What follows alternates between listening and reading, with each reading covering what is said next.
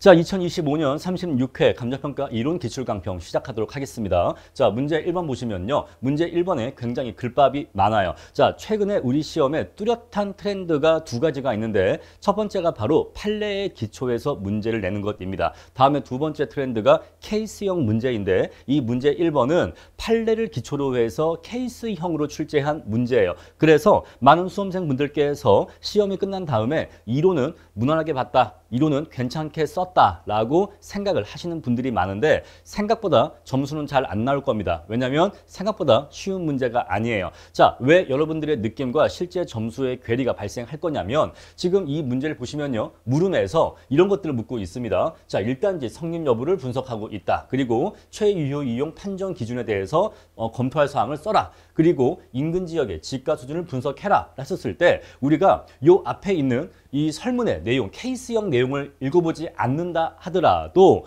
그냥 우리가 알고 있는 순수 이론으로서 이러한 내용들을 어느 정도 채울 수 있기 때문에 나 괜찮게 썼다라는 생각을 하실 수가 있는데 왜 이 문제에서 득점이 어렵냐면은 첫 번째 이거는 이 문제가 기초가 된 판례가 있어요. 이 문제가 기초가 된 판례가 있는데 이 판례를 알지 못하는 경우에는 엉뚱한 얘기를 쓸 확률이 높습니다. 그리고 두 번째, 여러분들이 기본적으로 이 문제 1번은 케이스형 문제예요. 케이스형 문제이기 때문에 케이스형 문제에서의 득점의 관건, 득점의 포인트는 바로 사안의 포섭입니다. 사안의 포섭이에요. 그래서 여기다가 여러분들이 이론적인 얘기를 잔뜩 썼을지라도 사안에 대한 포섭이 없어버리면 이 문제가 주고 있는 깨알 같은 날짜와 면적 이러한 사안의 포섭이 없어버리면 그러면 사실은 득점으로는 잘 이어지지 못할 겁니다. 왜냐하면 이 문제는 순수 이론을 나열해봐 라는 것이 아니고 지금 이 본건 토지에 대해서 분석해봐, 검토할 사항을 적어봐 라고 해서 사안의 포섭을 요구하고 있어요.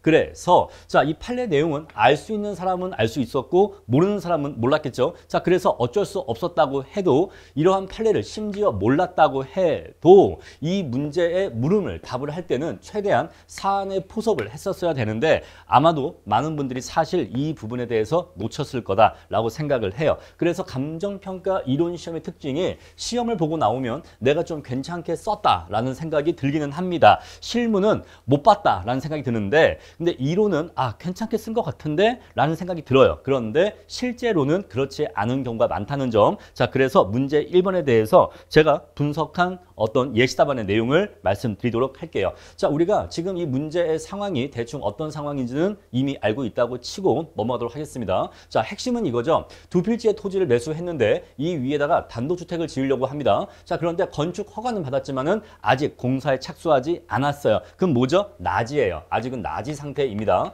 근데 낮이 상태인데 이러한 토지에 대해서 일단지로 인정할 수 있겠느냐를 지금 물어보고 있는 거예요. 그래서 일단지 성립 여부를 분석하라라고 했는데 우리가 알고 있는 전통적인 일단지 판단 기준에 의하면 이거는 일단지로 볼 수가 없는 상황입니다. 왜 그러죠? 아직 공사에 착수하지 않았으니까. 그렇죠? 자, 우리는 그래서 공사에 착수하기 전에는 원래 일단지로 보지 않았어요. 바로 그게 전통적인 관점이었습니다. 자, 그런데 최근에 판례가 나왔어요.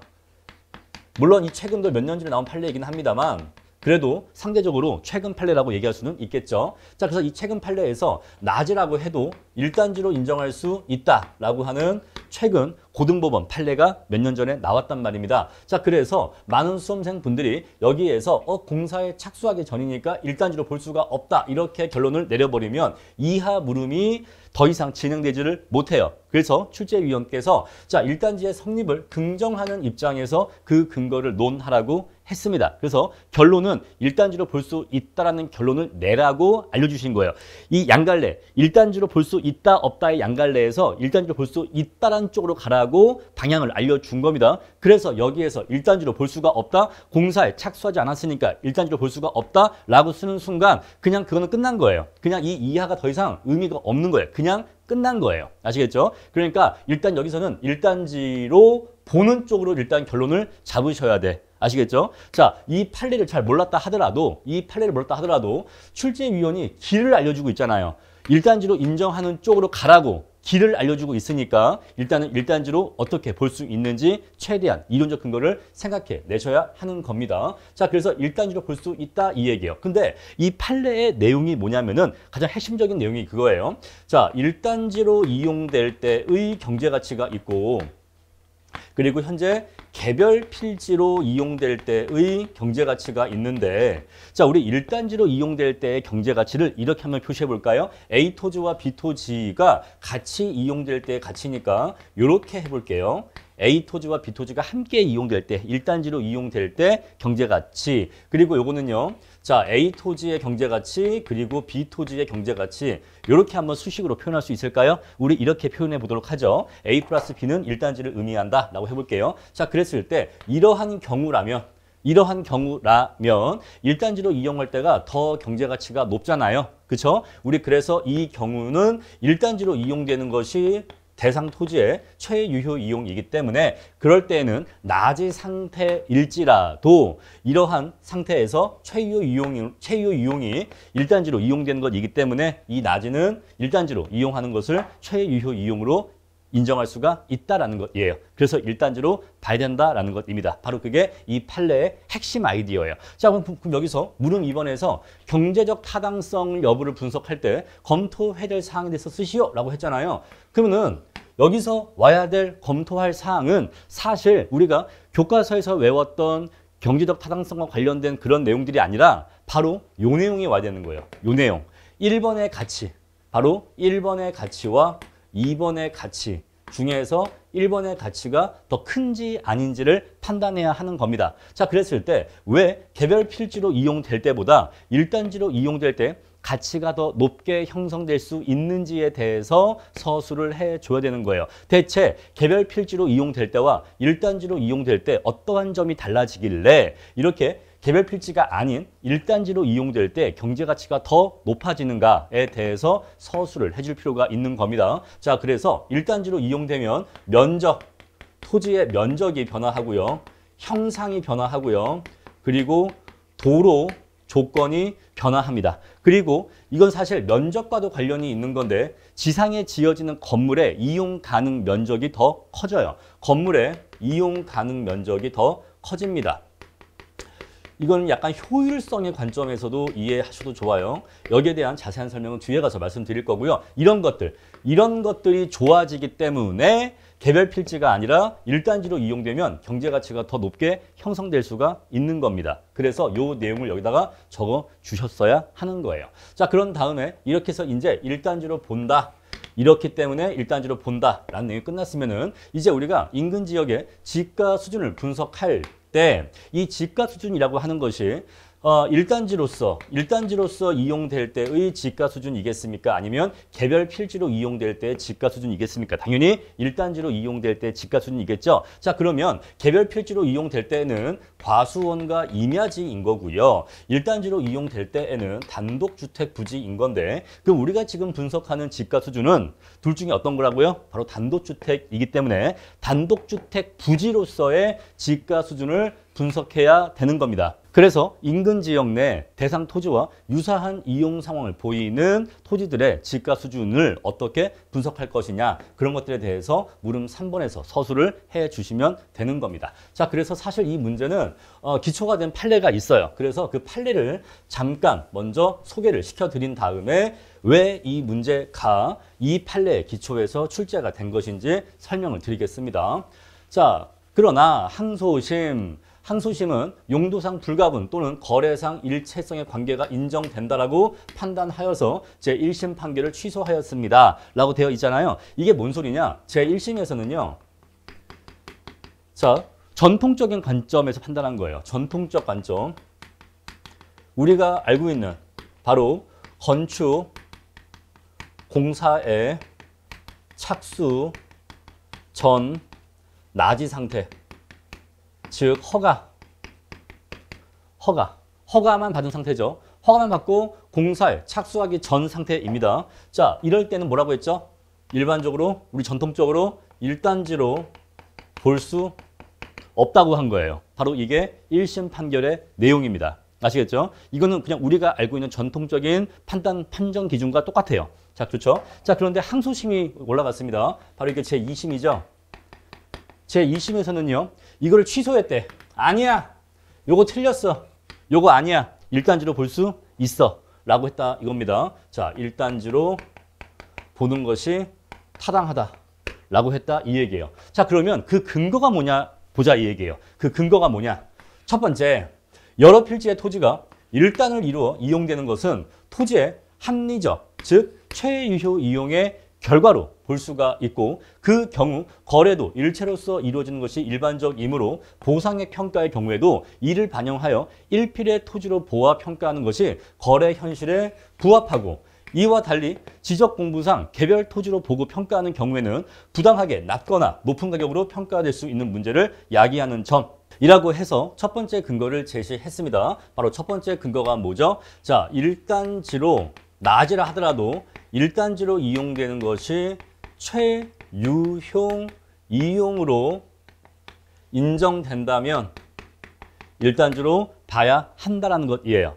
자, 현재 낮이 상태일지라도 일단지로 이용하는 것이 최유효 이용으로 볼 수가 있다면 일단지로서의 이용을 인정해야 된다는 것이에요. 낮이라고 해도. 다음에 두 번째, A 토지와 B 토지는 그 소유자가 동일하다 이 얘기예요. 두 개의 토지는 소유자가 동일하고 그 용도 지역 및 지목도 근린상업지역 내의 대지로 동일하며 자, 물론 본건의 경우에는 용도 지역은 동일하지만 지목은 동일하지 않아요. 그죠? 임야지와 과수원이니까. 하지만 지목은 중요하지 않다고 했습니다. 자, 어쨌거나 이 판례에서는 지목까지 동일했는데 본건 문제의 경우에는 지목의 차이는 있어. 하지만 그 뒤에 가서 우리 답안지 본론 내용에서 지목이 상이하지만 지목의 차이는 중요하지 않다라고 쓸 거예요. 자, 수용 재결 당시 나대지 상태로 이를 함께 이용하는 데에는 아무런 장애가 없었던 점이라고 되어 있습니다. 자, 그래서 소유자가 동일하고 판례에서는 일단지 여부를 판단할 때 소유자의 동일성 여부를 좀 중시합니다. 그래서 소유자가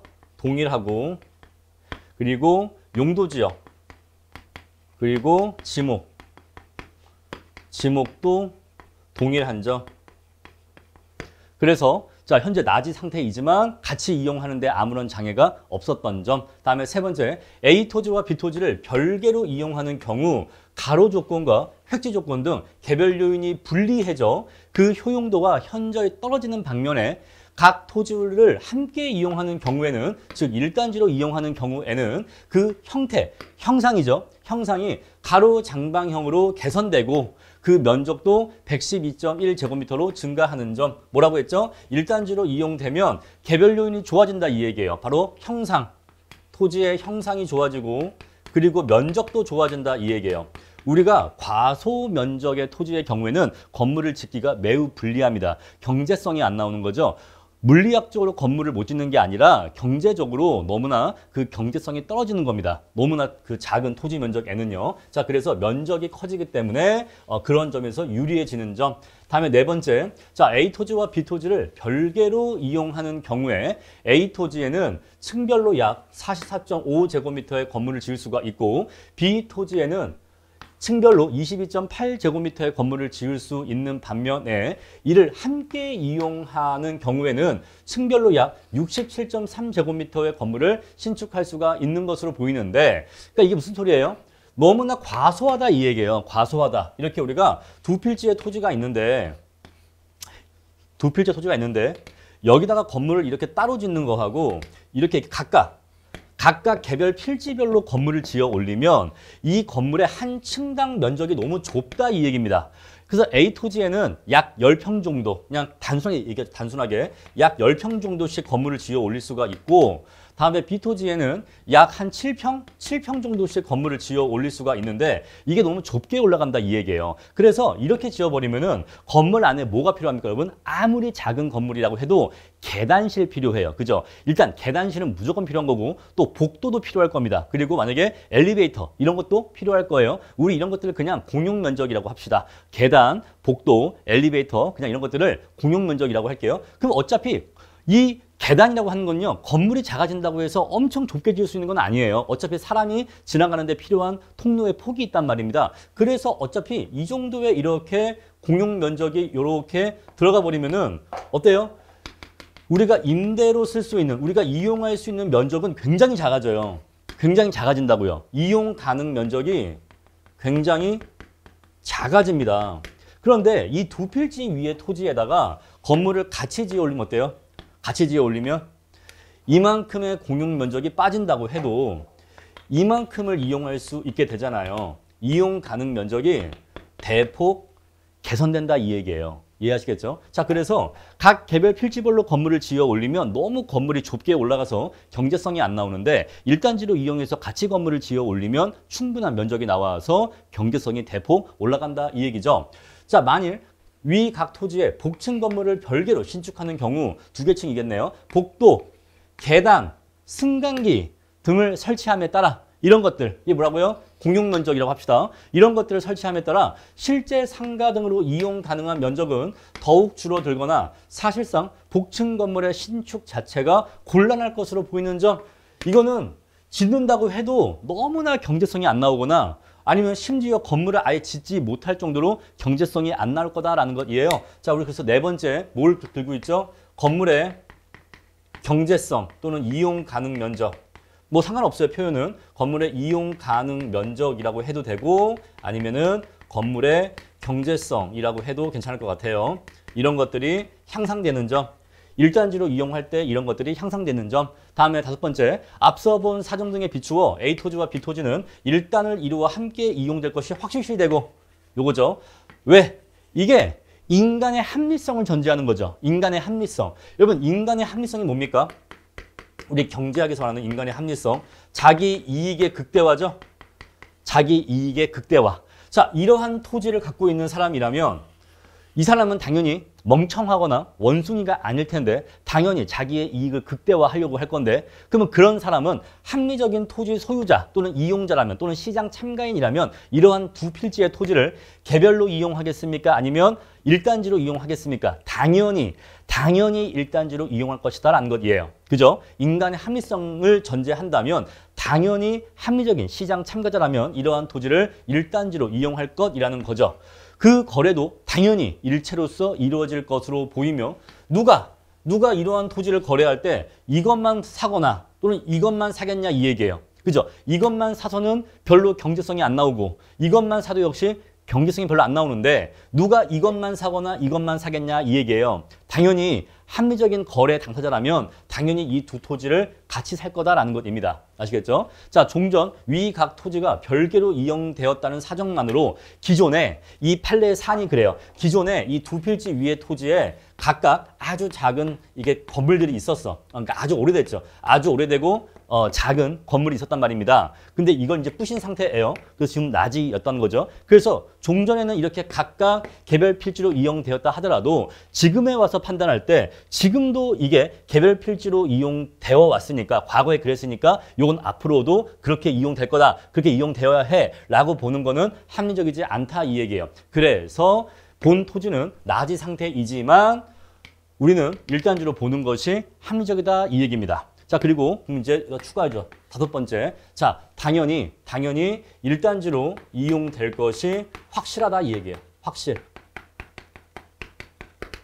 이해하시겠죠? 자, 이렇게 해서 2심에서는 이러한 근거를 들어서 1단지로 볼 수 있다. 1단지로 봄이 타당하다라고 판단을 내렸습니다. 자, 그러면 3심 대법원은 어떻게 되었느냐? 자, 3심에서는요. 심리 불속행이라고 해서 대법원이 여기에 대해서 심리하지 않았어요. 심리하지 않았는데 심리는 안 했습니다.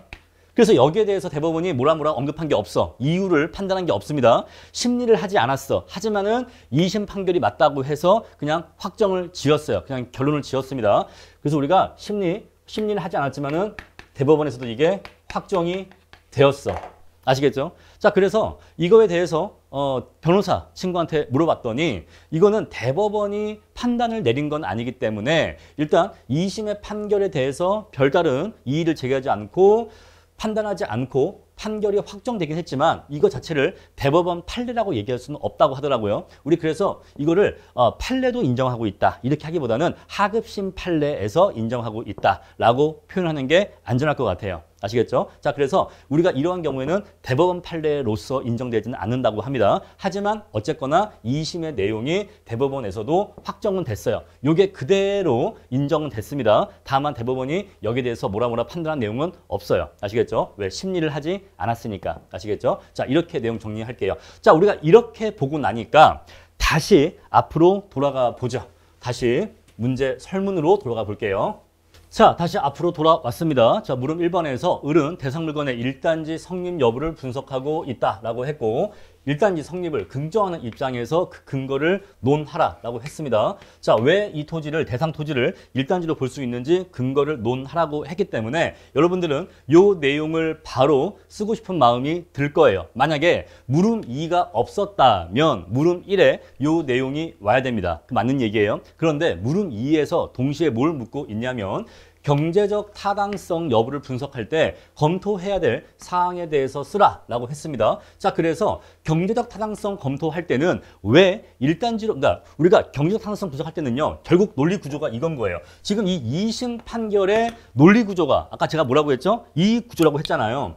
자, 1단지로 이용될 때의 경제 가치와 개별 필지로 이용될 때의 경제 가치를 비교해서 얘가 더 크면 얘가 최유효 이용으로 인정이 되기 때문에 그래서 1단지로 볼 수 있다라는 논리 구조이잖아요. 그래서 여기에 대해서 쓰셔야 되는 거예요. 물음 2번이 바로 요 내용을 요구하고 있는 겁니다. 왜 1단지로 이용될 때 경제가치가 더 높아질 수가 있는지 바로 자, 면적 형상 등이 좋아지고 건물의 이용 가능 면적도 좋아지고 이 1단지도 확실시 되는 거죠. 1단지 이용도 확실시 되는 거죠. 그리고 여기에 내용이 나와 있지 않았지만은 판례에서 직접적으로 언급하지 않았지만 여기는요. 도로 조건도 여기에 추가가 됩니다. 도조가 아니죠. 도로 조건. 자, 도로도 좋아져요. 이런 것들이 있기 때문에 1단지로서 이용될 때 경제가치가 더 올라갈 수 있다는 겁니다. 바로 그 내용을 여기다가 적어 주셔야 돼요. 그러니까 지금 판례에서 지적하고 있는 사항이 뭐예요? 1단지로 이용할 때 형상 좋아져, 면적 좋아져, 그리고 건물의 이용 가능 면적 좋아져서 그래서 이렇게 경제가치가 올라가. 이 경제가치가 올라가니까 얘보다 더 높아질 수 있는 거야. 그럴 때는 얘가 이렇게 이용되는 게 1단지로 이용되는 게 본권 토지의 최유효 이용이라고 인정되니까 이 본권 토지는 나지 상태일지라도 1단지로 보는 것이 맞아 라고 판례가 판단하고 있잖아요. 그래서 왜 1단지로 이용하는 게 얘보다 경제가치가 더 높아질 수 있는지 그러한 내용들에 대해서 쓰라 이 얘기입니다. 일반적인 이론적인 얘기를 쓰라는 게 아니에요. 그 요구사항을 물어보는 게 아닙니다. 다음에 자, 이렇게 해서 이제 1단지로 판정되고 나면은 이제 단독주택지로서 대상 토지의 최유효 이용이 단독주택 부지로 1단지로 이용되는 것이니까 그걸 전제로 해서 인근 지역의 집가 수준을 분석해봐라 라는 것입니다. 자, 결국 이 1번 문제의 승부처는 물음 1과 물음 2에서 끝날 거고 물음 3번은 수험생 간의 답안지 내용의 차이가 아마 거의 없을 겁니다. 그래서 3번은 변별력 거의 없을 거고 1번과 2번에서 이 판례의 내용을 얼마나 충실하게 잘 적어줬느냐. 단순하게 1단지에 대해서 알고 있는 전통적인 판단 기준이 아니라 이 판례가 들고 있는 그러한 판단 기준을 얼마나 잘 적어줄 수 있느냐가 이 문제의 승부처가 되었을 겁니다. 자, 근데 이렇게 말씀드리면 여러분들은 아마 억울하실 거예요. 아니 선생님, 이런 판례를 몰랐는데 어떻게 답안지를 쓸 수가 있었겠습니까? 자, 물론 감정평가와 관련된 모든 판례를 우리가 다 알 수는 없어요. 그런데 학원 강사가 이런 판례는 좀 중요한 판례다라고 이렇게 알려드리는 것들이 있는데 그 알려드리는 판례는 여러분들이 공부를 좀 해주실 필요성이 있는 겁니다. 사실 이 판례는요, 제가 2차 시험 2주 전에 카페 공지를 통해서 알려드렸어요. 낮이도 1단지로 볼 수 있다는 판례라고 해서 6월 28일 날 공지를 네이버 게시판에 저희 카페 게시판에 자료실에 올려드렸습니다. 우리 시험이 7월 12일 날 있었으니까 대략 한 2주 정도 전에 이 판례를 올려드린 거예요. 자, 내용이 뭐냐면은 제가 내용을 핵심 요약을 해놨죠. 원래 낮이는 1단지로 보지 않는 것이 원칙이다.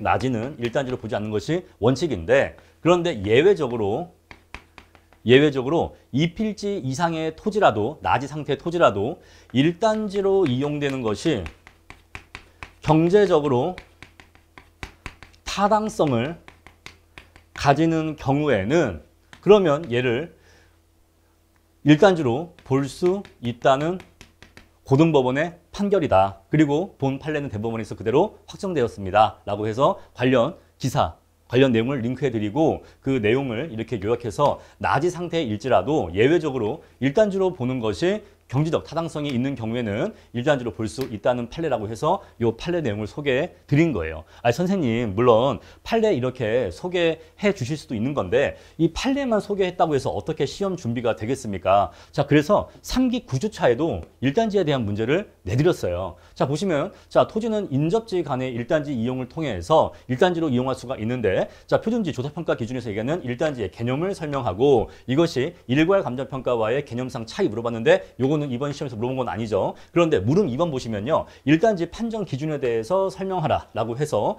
일단지의 판정 기준 물어봤고요. 다음에 물음 3번에서 인접한 토지가 일단지로 이용되는 경우에 가치 상승 요인에 대해서 설명하라 라고 문제가 요구하고 있죠. 자, 그래서 바로 이 소물음 2번이 이번에 우리 시험 물음 1, 물음 1에 대한 답이 될 거고요. 이 소설문 3번이 우리 시험 이번에 문제 1번, 소설문 2번에 대한 답이 될 겁니다. 바로 이거죠. 가치 상승 요인. 왜 일단지로 이용될 때 토지의 가치가 올라가느냐. 그 요인을 구체적으로 적어봐 라고 물어봤잖아요. 바로 이게 물음 2번입니다. 바로 요 내용. 바로 요 내용이죠. 요 내용. 요 내용. 요 내용이 요 내용으로 답을 하시면 되는데 면적, 형상, 도로 전면 조건 이런 것들이 좋아진다라는 것이에요. 다만 기존에 제가 제시해드렸던 요 문제 예시답안에서 한 가지 빠져있는 게 있는데 바로 이거예요. 건물 이용 가능 면적이 좋아진다.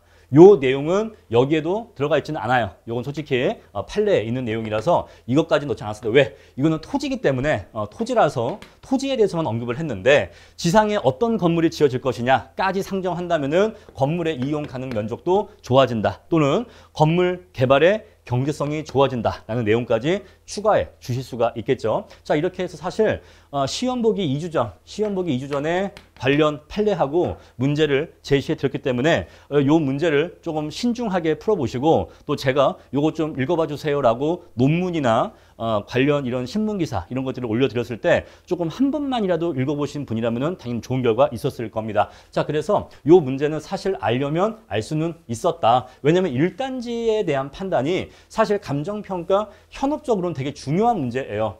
그래서 어떤 토지를 일단지로 볼 것이냐 말 것이냐가 실제로도 분쟁이 많이 발생합니다. 그래서 여기에 대해서도 법무법인들의 먹잇감이에요. 먹잇감이 된 겁니다, 이제. 그래서 이제 법무법인들은 이제 보상평가 현장마다 찾아다니면서 뭘 할까요? 이거 나지 상태이지만 일단주로 보는 게 맞지 않을까? 라고 해서 토지 소유자를 설득하겠죠. 우리 법무법인에 맡겨주세요. 지금 당신이 이렇게 토지가 이렇게 있는데 지금 당신 토지가 이렇게 두 필지가 있습니다. 여기 이렇게 건물이 뭐 하나 있고 여기 이렇게 건물이 하나 있는데 얘를 뭐 A 토지라고 하고 얘를 B 토지라고 할게요. 근데 여기가 이렇게 공익사업에 이렇게 편입이 된 거예요. 근데 담당 평가사가 보상 담당 평가사가 이거 어떻게 평가했을까요? A 얼마 그리고 B 얼마 이렇게 해서 A지 개별 평가하고 B지도 개별로 평가했을 거예요. 왜 그럴까요? A지에도 따로 건물이 지어져 있고 B지도 따로 건물이 지어져 있으니까 이런 상태니까 또는 건물이 있었는데 철거된 상태다 라고 했을 때 개별로 평가했었을 겁니다. 왜? 하나의 건축물이 지어져 있지 않으니까. 아시겠죠? 자, 그래서 개별로 평가가 되었는데 개별로 평가가 된 토지에 대해서 이제 법무법인들이 이제 사냥을 시작하겠죠. 이거 일단지로 인정받을 수 있습니다. 요거 일단지로 인정받을 수 있습니다.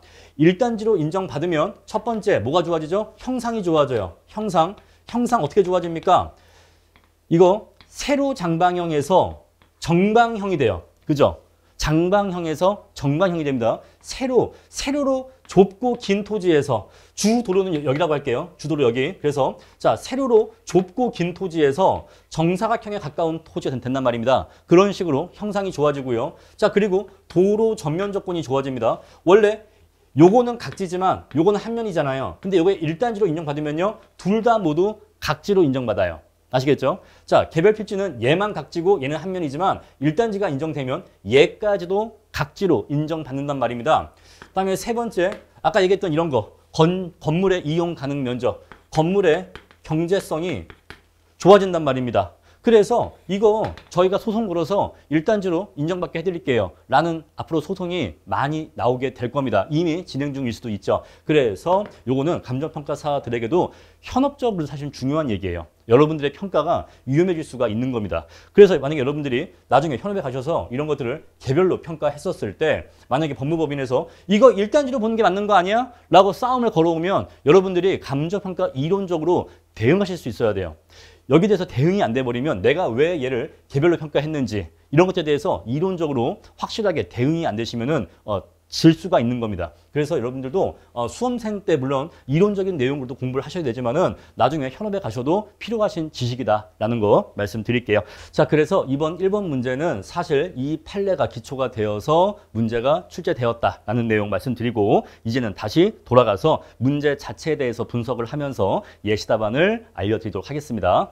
자, 그럼 이제 다시 앞으로 돌아와서 문제 분석과 예시 답안 같이 보도록 하겠습니다. 자, 농업인인 갑은 거주 목적의 단독주택을 신축하기 위해서 A광역시 B군에 소재하는 토지 두 필지를 매수하고 소유권 이전 등기를 한 후 건축비용 마련을 위해서 금융회사에 담보를 신청했습니다. 자, 매매계약일은 2024년 6월 1일이에요. 자, 기준 시점에서 약 1년 전입니다. 자, 바로 그게 작은 포인트였고요. 매매대금은 2억 원이에요. 자, 거래 내역은요, 토지 두 필지가 있는데 여기에 나무가 조금 몇 그루가 소재하고 있어요. 자, 그래서 이 나무의 거래 가격이 매매 대금에 포함되어 있다는 것도 또 깨알 포인트였고요. 자, 매매 대상 토지는 서로 접한 토지로서 자, 서로 접했기 때문에 일단지로 이용이 가능한 거죠. 서로 멀리 떨어져 있는 토지를 일단지로 이용할 수는 없겠죠. 건물을 이렇게 디귿자로 지을 수는 없을 거 아니겠어요? 자, 그래서 자연 취락과 인접한 자, 자연 취락과 인접해 있다라고 하는 요 말도 사실은 굉장히 중요한 포인트입니다. 자, 농경지 주변에 생뚱맞게 혼자 집으로 지으려 하는 게 아니라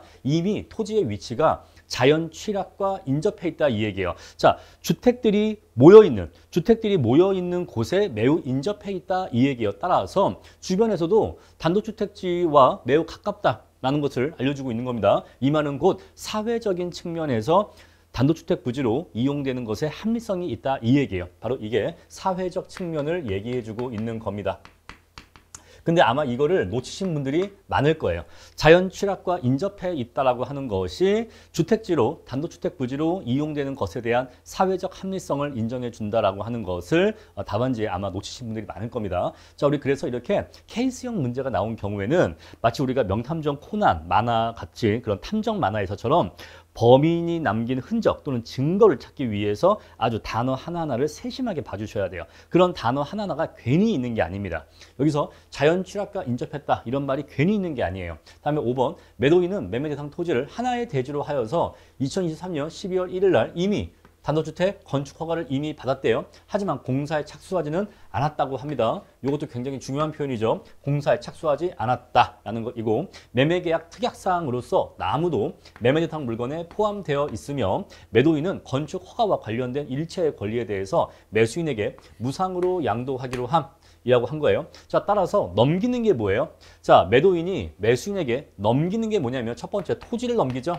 토지 두 필지를 넘깁니다. 그런데 이 토지만 넘기는 게 아니라 이 지상에 있는 나무도 같이 넘깁니다. 나무도 포함되어 있어요. 그리고 자기가 받아놨던 건축 허가도 같이 넘기는 거예요. 건축 허가. 이것까지 해서 이거를 거래 대상 물건으로 해서 2억 원의 거래를 한 겁니다. 아시겠죠? 자, 그래서 우리가 여기서 순수한 토지만의 거래 가격을 알고 싶으면요. 2억 원의 거래 금액에서 나무의 거래 금액을 빼줘야 되고 건축 허가의 거래 금액을 빼줘야 돼요. 근데 뭐 나무의 경우에야 당연히 얼마의 가치가 있겠지만 여기에서 자, 건축 허가와 관련된 일체의 권리는 매수인에게 무상으로 양도하기로 했다라고 했기 때문에 그러면 이거는 빵원인가? 라고 생각할 수가 있어요. 물론 그럴 수 있습니다. 건축 허가가 빵원일 수도 있어. 난 진짜 돈 안 받을게 라고 할 수도 있는 건데 그러니까 혹시라는 거죠. 이론적으로 혹시 거래 금액에 포함되어 있는 건가? 라고 생각할 수도 있는 겁니다. 그러니까 이 말 표현이 무상으로라는 말이 빵원이다 라는 뜻일 수도 있는데 아니면 거래 금액에 포함되어 있다. 그래서 네가 별도로 지불할 필요가 없다. 이런 뜻으로도 해석할 수가 있는 거예요. 우리가 양도세라든가, 우리가 그 철거비 같은 거, 뭐 양도세 마찬가지지만, 우리가 그 매도인이 예를 들어서 철거비를 부담한다 라고 하면은 매수인의 입장에서는 철거비가 얼마죠? 빵원이죠. 매수인의 입장에서는 철거비가 빵원입니다. 만약에 1억짜리 토지를 거래하는데 철거비가 1천만 원이에요. 그러니까 우리가 얘기했을 때 토지 자체만 따지면 1억이지만 매도인이 철거비를 부담하면서 거래하는 경우에는 이거의 거래 가격은 1억 1천만 원으로 결정이 될 겁니다. 그래서 어떤 토지가 1억 1천만 원에 매수인의 철거비 부담 조건으로 해서 이렇게 거래가 된다고 하면은 사실 이 철거비 자체가 아예 존재하지 않는다, 빵원이다 라고 또는 매수인이 전혀 부담하지 않는다라고 보기보다는 거래 가격에 이미 포함되어 있다라고 볼 수도 있잖아요. 그래서 저는 이게 건축 허가는 그냥 빵원이다라고 볼 수도 있지만은 혹시 거래 금액에 포함된 것은 아닌가 고려해야 된다라는 것 정도는 언급을 했어요. 아시겠죠? 뭐 그렇다라고 단정한 게 아니라 혹시 그런 의미는 아닌지 면밀한 검토가 필요하다. 그 정도 언급은 이론적으로 해줄 수 있지 않나라고 생각을 합니다. 다음에 담보 목적의 감정평가인데 사실 이게 현실적으로는 조금 일단지로 인정되기가 좀 어려운 경우긴 해요. 왜냐하면 담보 목적은 더욱더 보수주의에 입각해서 평가를 하죠. 그래서 우리가 이론적으로는 아까 우리 판례에서의 사안은 보상평가였던 사안이고 요건 지금 담보 목적이기 때문에 사실 현실적으로는 담보 목적에서 건축공사에 착수하지 않은 개별 필지를 일단지로 평가하는 거는 조금 어려울 수 있다라는 거 말씀드릴게요. 근데 어쨌거나 본 문제는 담보 목적으로 평가 의뢰를 했는데 문제에서 일단지로 봐라라고 방향을 줬기 때문에 일단지로 그냥 보시면 되는 겁니다. 담보 목적이라서 못 본다라고 하시면 안 되겠죠. 출제자가 길을 제시했으면 그 길대로 가셔야 되는 겁니다. 기준 시점 현재 갑은 B군수로부터 건축 관계자 명의 변경 신고 필증을 교부받았다. 이 말은 건축에 착수하는데 아무런 어려움이 없다라는 뜻으로 이해하시면 되고요. 자, 인근에 소재하는 단독주택의 표준적인 획지의 면적은 대지 면적이 500제곱미터래요. 자, 그래서 아까 우리 토지 1과 토지가 각각 면적이 200과 300이었으니까 이 둘을 개별로 이용할 때보다 일단지로 이용해서 면적 500짜리 토지로 만드는 것이 인근의 표준적인 획지 면적에 부합한다라는 것을 알 수가 있겠죠. 그래서 역시 이것도 본건 토지는 일단지로 이용되는 것이 최유효 이용이 된다라고 판단할 수 있는 근거가 되는 것입니다.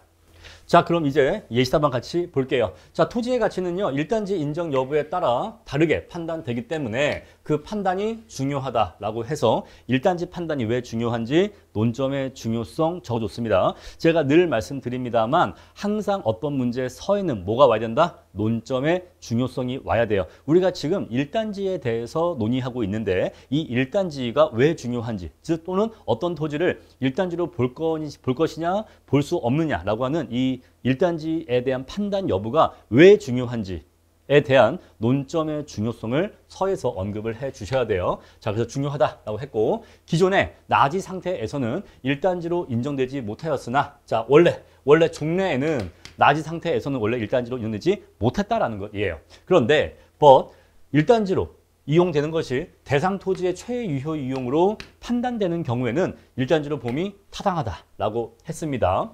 자, 그렇게 해서 본 문제가 묻고 싶은 논점을 언급해 준 거죠. 바로 논점의 핵심을 지적한 거예요. 첫 번째 문장은 논점의 중요성에 대해서 언급을 한 거고요.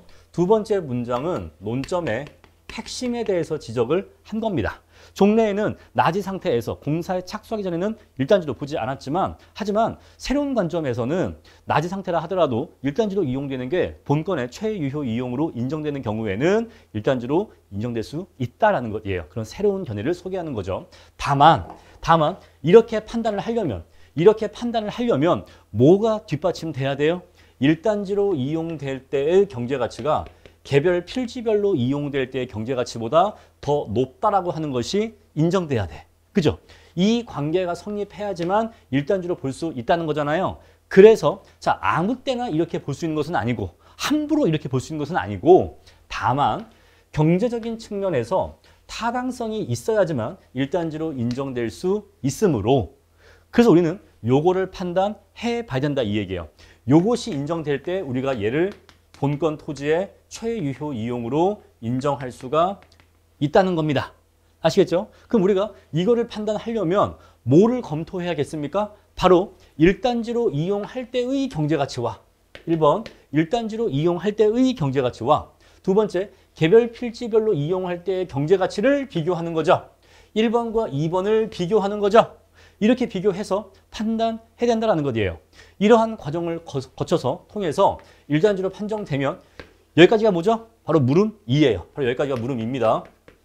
물음 2, 바로 여기가 물음 1이고요. 일단지로 봄이 타당하다. 여기까지가 물음 1번이고 여기가 물음 2까지에 대한 이제 언급이에요. 그럼 이제 물음 3이겠죠. 얘가 이제 물음 3인데 그래서 이제 이렇게 해서 이래서 얘가 단독주택 부지로 이용되는 것이 일단지다. 최유 이용이다. 그래서 일단지로 이용함이 타당하다라고 판단됐다면 그걸 전제로 해서 인근 지역 내에서 그와 유사한 이용 뭐죠? 바로 면적 500제곱미터의 단독주택 부지예요. 유사한 이용을 보이는 토지들의 지가 수준을 파악하여서 감정평가액의 합리성을 검토해야 된다는 것이에요. 자, 이렇게 해서 구한 본건 토지의 가격이 담보평가액이 인근 지역의 지가 수준과 비교해서 합리성이 있는지 없는지를 검토해야 된다는 것입니다. 이렇게 해서 물음 3번까지 포섭을 한 거예요. 자, 이렇게 해서 최대한 문제가 묻고 있는 논리구조에 기초해서 사안의 포섭을 해가면서 답안지를 작성해 나가는 겁니다. 자, 그래서 물음 1번에서 먼저 일단지의 개념부터 서술해 줬습니다. 자, 요거는 대부분 다 서술하셨을 거고요. 자, 일단지 성립 여부를 분석할 건데, 자, 어떤 토지를 일단지로 볼 것이냐 말 것이냐 할 때 가장 중요한 판단 기준이 뭐죠? 바로 용도상 불가분이에요. 용도상 불가분입니다. 우리 그래서 용도상 불가분 성립 여부에 대해서 검토를 할 건데, 우리 이걸 위해서 일단 용도상 불가분의 의의가 무엇인지를 먼저 서술해 줄 필요가 있어요. 자, 용도상 불가분의 관계가 성립한다라고 하는 것은 일단지로 이용되고 있는 상황이 사경행 측면에서 합리적이고, 그죠? 사경행 측면에서 합리적이고, 당해 토지의 가치 형성 측면에서도 타당하다고 인정되는 관계에 있는 경우를 일단지 용도상 불가분 관계라고 합니다. 자, 그랬을 때 사경행을 하나씩 뜯어보면은 사회적으로 합리적이다라고 하는 것은요, 인문사회적으로 그렇게 이용되는 것이 사회적으로 허용되느냐, 우리가 상식적으로 받아들여지는 이용이냐라는 것을 의미하는데, 자, 본건의 경우에는 자연 취락과 인접한 토지이기 때문에 산속에 농경지 중에 혼자 생뚱맞게 단독주택을 집을 짓는 것이 아니고 어차피 자연 취락과 인접한 이렇게 자연 취락이 있는데 여기에 인접해서 또 집을 하나 이렇게 짓는 것이기 때문에 이거는 사회적으로 그 합리성이 인정된다 이 얘기예요. 주변의 이용 상황과 그렇게 어색하거나 어울리지 않는 이용은 아니다 이 얘기입니다. 그래서 자연 취락 단서를 이용해서 사회적 합리성 인정된다라고 적었어요. 그리고 경제적 측면에서 합리성이라고 하는 것은 NPV가 양이 나오는 것을 얘기합니다. 그렇게 이용하는 게 NPV가 양이 나오느냐라는 것이고, 여기에서 가치 형성 측면에서 타당하다라고 하는 것은 일단지로 이용할 때 그 경제 가치가 더 높아지는 것을 의미해요. 그랬을 때 지금 답안지를 쓸 때 고민을 해야 됩니다. 자, 이거와 이거를 별개로 쓸지 아니면 이거와 이거를 그냥 같이 경제적인 측면에서 묶어서 쓸지 고민을 해야 되는데 저는 후자를 택했어요. 왜냐하면 본 문제의 경우에는 요것 따로 설명하는 게 별로 의미가 없다라고 보여져서 사실상 이게 더 중요한 의미인데 본 문제에서는 그래서 그냥 요거와 요걸 그냥 합쳐서 경제적 측면에서 합리성이라고 밑에 목차를 잡았습니다. 자, 그리고 행정적 측면에서 합리성은 요거는 법률적 또는 행정적으로 그렇게 이용하는 게 허용되느냐라는 것인데 본건의 경우에는 건축 허가를 이미 득하였기 때문에 역시 문제가 안 되겠죠. 그래서 본 문제의 경우에는 사경행 측면에서 얘가 제일 중요한 판단 기준이 된다라는 것을 아실 수가 있을 거예요. 자, 이렇게 일단지 용도상 불가분의 개념 적어주고 사경행 측면에서 판단할 건데 일단 자연 취락과 인접해 있으니까 사회적으로는 인정된다라고 했고, 다음에 행정적 측면에서 역시 건축 허가를 득한 상태이기 때문에 역시 인정된다라고 했습니다. 그럼 이제 예를 볼게요. 자, 개별 필지별로 이용될 때보다 일단지로 이용될 때 경제적 가치가 더 높게 형성되면 경제적 합리성이 인정된다라고 해서 그 두 개를 그냥 합쳐서 적어준 겁니다. 합쳐서 적어줬어요. 일반적으로 자, 과수원이나 임야지보다는 주거지가 원래 이용 상황 자체가 더 가치가 높다 이 얘기예요. 그래서 우리가 일단지로 이용될 때가 있고 개별 필지별로 이용될 때가 있는데, 자, 첫 번째 일단지로 이용되면 단독주택 부지로 이용될 거잖아요. 근데 개별 필지 현 상태는 현재 뭐예요? 과수원과 임야잖아요. 그래서 이용 상황을 봐도 당연히 얘가 더 경제 가치가 더 높다라고 한 겁니다. 다음에 두 번째, 자, 인근의 단독주택의 표준적 획지의 규모가 500제곱미터이기 때문에 적합의 원칙에 따라서 주변의 이용 상황과 이용 면적과 유사하죠. 그래서 적합의 원칙에 따라서 200짜리, 300짜리 토지보다는 500짜리 토지가 인근의 표준적 획지 면적에 부합하기 때문에 경제 가치가 더 높게 형성된다 이 얘기예요. 그래서 면적, 두 번째 면적, 얘는 500, 얘는 200, 300. 그래서 면적적 측면에서 얘가 더 가치가 높게 형성된다. 따라서 얘가 경제 가치가 더 높게 형성되기 때문에 당연히 경제적 합리성 인정된다 이 얘기예요. 일단지로 이용할 때 경제 가치가 더 높게 형성된다 이 얘기입니다. 자, 우리가 보다 더 자세한 얘기 있었죠. 그거는 물음 2에서 쓰기 위해서 일단 이 정도만 얘기한 겁니다. 자, 이렇게 해서 일단지로 볼 수 있다라는 얘기 했고, 자, 이거 말고도 기타 고려사항을 더 적어줬어요. 이것만 쓰고 끝나면 안 되니까 더 적어줬습니다. 우리가 알고 있는 전통적 판단 기준도 여기에 적용한 거예요. 첫 번째, 지목의 동일성이 요구되는지. 현재 본건 토지는 과수원과 임야로 지목이 일치하지 않는데 그거 문제되지 않습니다. 자, 그래서 반드시 일치할 필요 없다라는 것이고, 또 본건의 경우에는 단독주택이 완공되면 어차피 지목이 대로 동일하게 변경될 것이기 때문에 문제가 되지 않는다라고 봤습니다. 물론 우리가 요 문장이 없다 하더라도 일단 요것만 갖고도 별 문제는 없다라는 결론 어차피 내릴 수 있어요. 자, 소유자의 동일성 요구되는지. 자, 소유자의 동일성 반드시 요구되지 않는데 본건의 경우에는 두 필지의 소유자가 동일하기 때문에 역시 문제가 되지 않는다라는 것입니다. 자, 그래서 소유자 동일성도 문제 없다라는 것이고, 자, 공사 착수 전인데도 일단지로 볼 수 있느냐라는 것인데, 자, 일반적으로라고 했죠. 일반적으로 건축 허가 등을 받고 공사를 착수한 때에는 사실상 용도상 불가분의 관계가 성립되는 것을 봐서 일단지로 본다 이 얘기예요. 그러나 아직 공사의 착수 전 나지 상태이나 용도상 불가분의 관계가 확정적인 것으로 인정되는 경우에는 또는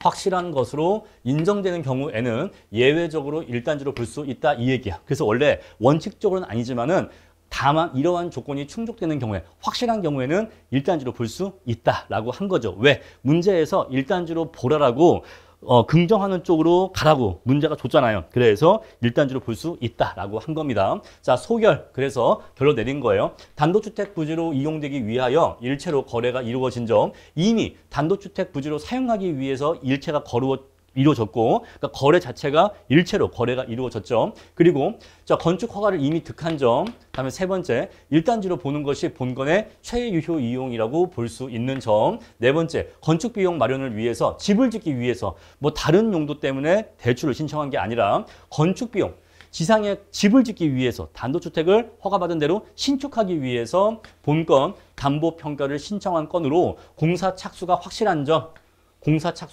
점 등에 근거하여 아직 공사에 착수하기 전이지만은 일단지로 봄이 타당하다라고 결론을 내렸습니다. 여러분들이 이걸 보시면 아시겠지만 특히 여기 소결 부분 저는 강조하고 싶어요. 소결 부분. 그냥 이러니까 일단지로 볼 수 있다라고 그냥 언급하고 끝나는 게 아니라 최대한 사안에 포섭을 하면서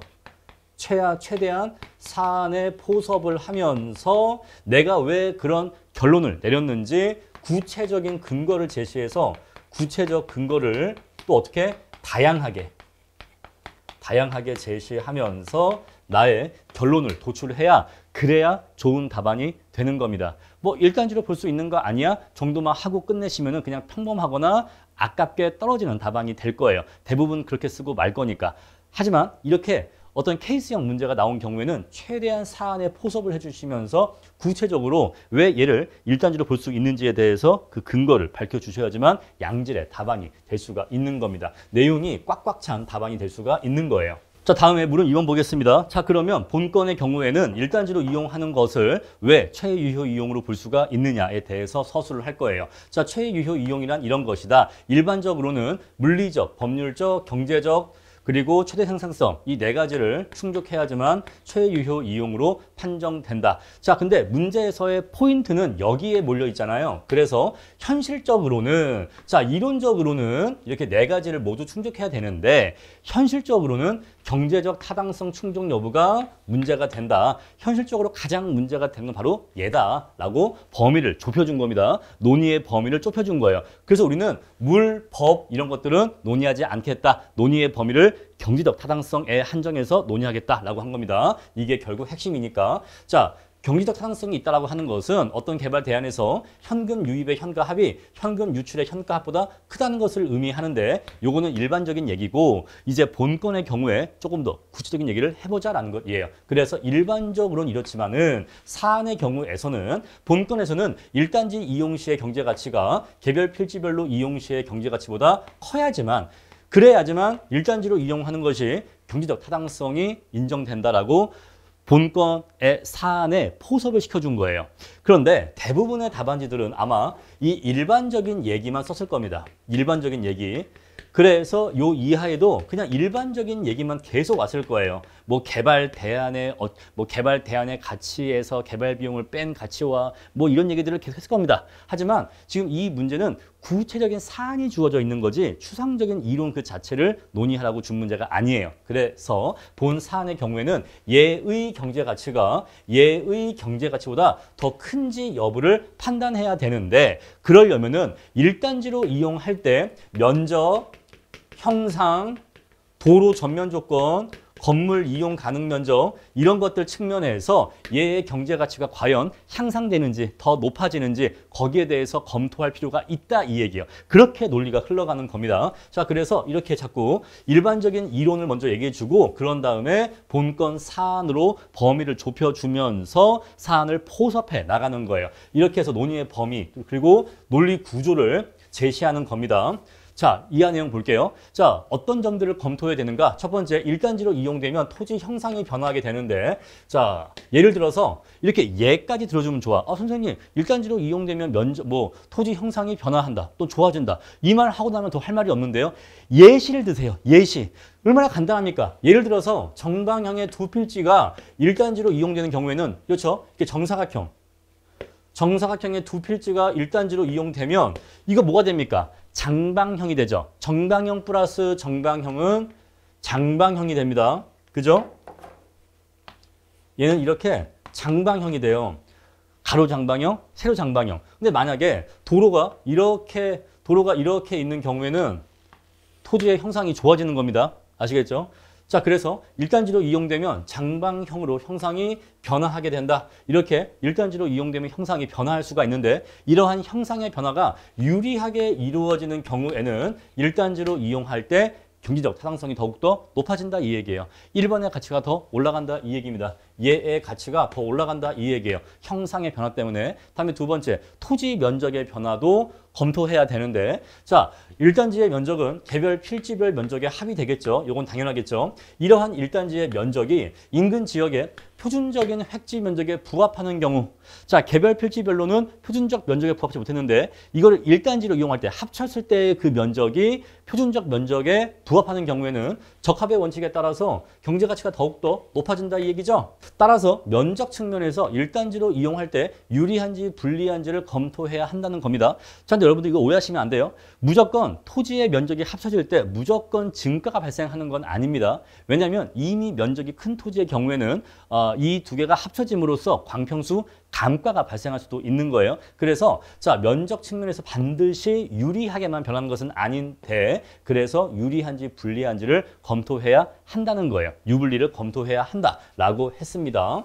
자, 다음에 도로 전면 조건의 변화인데 1단지로의 이용은 도로 전면 조건을 변화시킨다라는 것이에요. 이건 아까 말씀드린 거죠. 예를 들어서 또 예를 든 거예요. 한 필지만 각지이고 다른 한 필지는 한면일 때 이 두 필지가 1단지로 이용되면 두 필지 모두가 각지가 된다는 것입니다. 자, 이렇게 항상 구체적인 사례를 들어주세요. 이거 어려운 거 아닙니다. 이거 실무 공부 처음 시작하고 3주만 지나도 다 알 수 있는 지식이에요. 그렇죠? 자, 그래서 이처럼 1단지로 이용은 도로 전면 조건을 유리하게 변화시켜서 경제적 타당성을 높여야 된다라고 했는데 이거는 무조건 좋아지는 거예요. 도로 전면 조건은 무조건 좋아지는 겁니다. 아시겠죠? 도로 전면 조건이 1단지로 이용될 때 불리하게 되는 경우는 사실상 없다고 봐요. 아시겠죠? 무조건 어느 거 하나라도 각지만 있으면 이것이 1단지로 결합되었을 때 나머지 토지까지 다 각지가 되어버리기 때문에 각지였는데 1단지가 되면서 한 면으로 줄어드는 그런 일은 발생하지 않아. 그래서 도로 전면 조건은 무조건 좋아진다라고 한 겁니다. 다음에 건물의 이용 가능 면적의 변화인데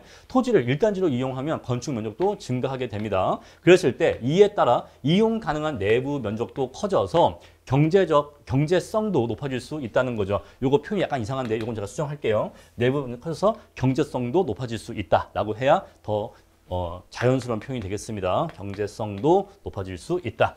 자, 그래서 또 예를 든 거예요. 여기다가 또 예를 들어서 라는 말도 여기 추가해야겠네요. 예를 들어서 복도나 엘리베이터가 차지하는 면적은 건물 규모와 상관없이 거의 일정한데 건물 면적이 커지면 이들 공용 부분이 차지하는 면적 비율이 작아져서 유효하게 이용 가능한 면적이 커져서 경제성이 높아진다라고 한 겁니다. 이렇게 구체적으로 1단지로 이용하게 되면 경제성이 왜 높아질 수 있는지에 대해서 얘기를 한 거예요. 그래서 이런 것들을 고려해서 얘의 가치와 얘의 가치의 대소 여부를 판단하라 이 얘기예요. 이런 것들을 고려해서 대소 여부를 판단해라. 그런데 1단지로 이용되면은 이런 것들 때문에 얘의 경제 가치가 높아지기 때문에 얘가 경제 가치가 얘보다 더 높다면 얘를 본건의 최유효 이용으로 인정할 수가 있고 그래서 본건은 1단지로 평가하는 것이 올바르게 된다라는 결론을 내린 겁니다. 자, 예시 답안 보시면요. 밑에 일반적인 답안 작성 예시라고 해서 요거는 이 판례를 몰랐을 때 우리가 알고 있는 일반적인 교과서에 있는 지식을 이용해서 답안지를 쓴다면 어떻게 쓸 수 있는지 그 예시 답안을 넣어드린 겁니다. 왜냐하면 반드시 우리가 이러한 판례의 내용을 자세하게 알았다는 전제만 할 수 없기 때문에 만약에 이러한 판례를 몰랐다라고 하면은 교과서의 기본 내용으로 어떻게 답을 쓸 수 있는지 그 예시 답안을 박스 안에 넣어드렸으니까 일반적인 답안 작성 예시도 참고해 주세요. 현실적으로는 이렇게만 답안을 작성했어도 그 수험생은 사실 괜찮은 점수를 받을 수 있을 겁니다. 어차피 시험에 채점이라고 하는 것은 점수라고 하는 것은 상대적으로 평가가 되는 것이기 때문에 이 정도 답안만 작성해도 사실은 괜찮은 점수를 받고 합격은 당연히 할 수 있을 거예요. 다만 아쉬움이 있다면 출제위원회 진정한 의도는 이러한 내용에 있었을 것이다 라고 하는 저의 판단입니다. 다음에 이제 물음 3번 볼게요. 자, 물음 3번은 어차피 그렇게 중요한 내용도 아니고 이 문제의 핵심이 있는 내용도 아니에요. 그래서 간단하게만 보고 넘어가도록 하겠습니다. 자, 인근 지역의 지가 수준을 분석하기 위해서는 먼저 인근 지역의 범위를 설정해야 하고 두 번째 그 범위 내에서 지가 수준을 분석하는 2단계라는 것이죠. 그래서 목차를 짤 때에도 그 밑에 인근 지역의 범위 설정이 먼저 오고 그런 다음에 그 밑에 지가 수준의 분석이 그 밑에 온 겁니다. 이런 식으로 항상 뭔가를 서술할 때는 체계적으로 순서대로 서술하셔야 돼요. 아시겠죠? 다짜고짜 막 얘기하는 게 아니라 체계적으로 일단 이 내용은 1번과 2번으로 구분되는데 1번은 이거고 2번은 이거다. 이런 식으로 논리적이고 체계적으로 서술을 해 주시는 연습을 평상시에 해야 되는 겁니다. 자, 인근 지역의 범위 설정은요. 인근 지역이란 이런 지역 얘기하는데 인근 지역의 의 당연히 무조건 와야겠죠. 자, 경계는 이런 것들을 이용해서 경계 설정해야 된다라는 것인데 여기에서도 순수하게 이론적인 내용만 쓰는 게 아니라 사안의 포섭을 해 주셔야 됩니다. 본 사안에서는 이라고 해서 사안의 포섭이 이루어져야 돼요. 정말 이 예시 답안을 보시면요. 답안 구석구석에 사안의 포섭이 이루어지고 있다는 것을 아실 수 있을 겁니다. 자, 본 사안에서는 용도적 관점에서 동질성이 있는 단독주택이 소재하는 범위를 인근 지역의 범위로 설정해야 한다라고 해서 사안의 포섭을 깨알같이 넣어주는 거예요. 이런 식으로 해서 계속 집요하게 마치 권투에서 잽을 날리는 것처럼 계속 사안의 포섭을 뭐라도 하나씩 더 해줘야 하는 겁니다. 항상 케이스형 문제가 나왔을 때 유의하셔야 될 점은 절대로 추상적인 이론만 나열하시면 안 돼요. 아시겠죠? 추상적인 이론은 당연한 거고 그건 기본인 거고 그런 다음에 그 끝에다가 사안의 포섭을 꼭 넣어주셔야 돼요. 다음에 지가 수준의 분석인데 역시 지가 수준이란 무엇이냐라고 해서 우리가 보통 얘기하는 가격 수준의 내용을 적어줬습니다. 어차피 같은 말이잖아요. 지가 수준, 가격 수준. 그래서 가격 수준에 대해서 언급을 해준 거예요. 자, 인근 지역 지가 수준 분석 시 검토 사항. 자, 하지만 가격 수준과 실질적으로 내용은 같다고 해도 어쨌거나 출제위원이 선택한 어휘가 지가 수준이기 때문에 이하에서 답안을 서술하실 때는 지가 수준이라는 어휘를 이용해서 용어를 이용해서 답안을 작성해 주셔야 됩니다. 자, 우리 본건 매매 사례를 통해서 지가 수준 분석한다고 했는데 본건 매매 사례에는 뭐가 포함되어 있다고 했죠? 나무의 가격이 포함되어 있다고 했죠? 그래서 나무의 가격을 배제해야 됩니다. 그래야지만 토지만의 거래 가격을 알 수가 있는 거고요. 자, 그리고 아까 말씀드렸던 건축 허가 관련 권리를 매수인에게 무상으로 양도한 것으로 제시가 되어 있지만 나도 모르는 건 아니지만 이것이 매매 가격에 이미 포함되어 있다는 의미일 수도 있기 때문에 그럴 수도 있기 때문에 이에 대한 검토가 필요하다. 이 정도 언급은 해줄 필요가 있다라고 생각합니다. 다음에 매매 시점과의 시간적 격차 고려인데 자 지금 매매 가격이 2억이다라고 하는 것은 1년 전 거래 가격입니다. 요거 1년 전에 거래 가격으로 결정된 금액인데 지금 우리가 평가하는 시점은 1년이 지난 시점이야. 그래서 1년간의 시간적 격차가 있기 때문에 여기에 대한 지가 변동을 고려해야 됩니다. 아시겠죠? 1년 사이에 있었던 지가의 변동을 고려해 줘야 된다. 반영해 줘야 된다라고 했고 근데 요거 아마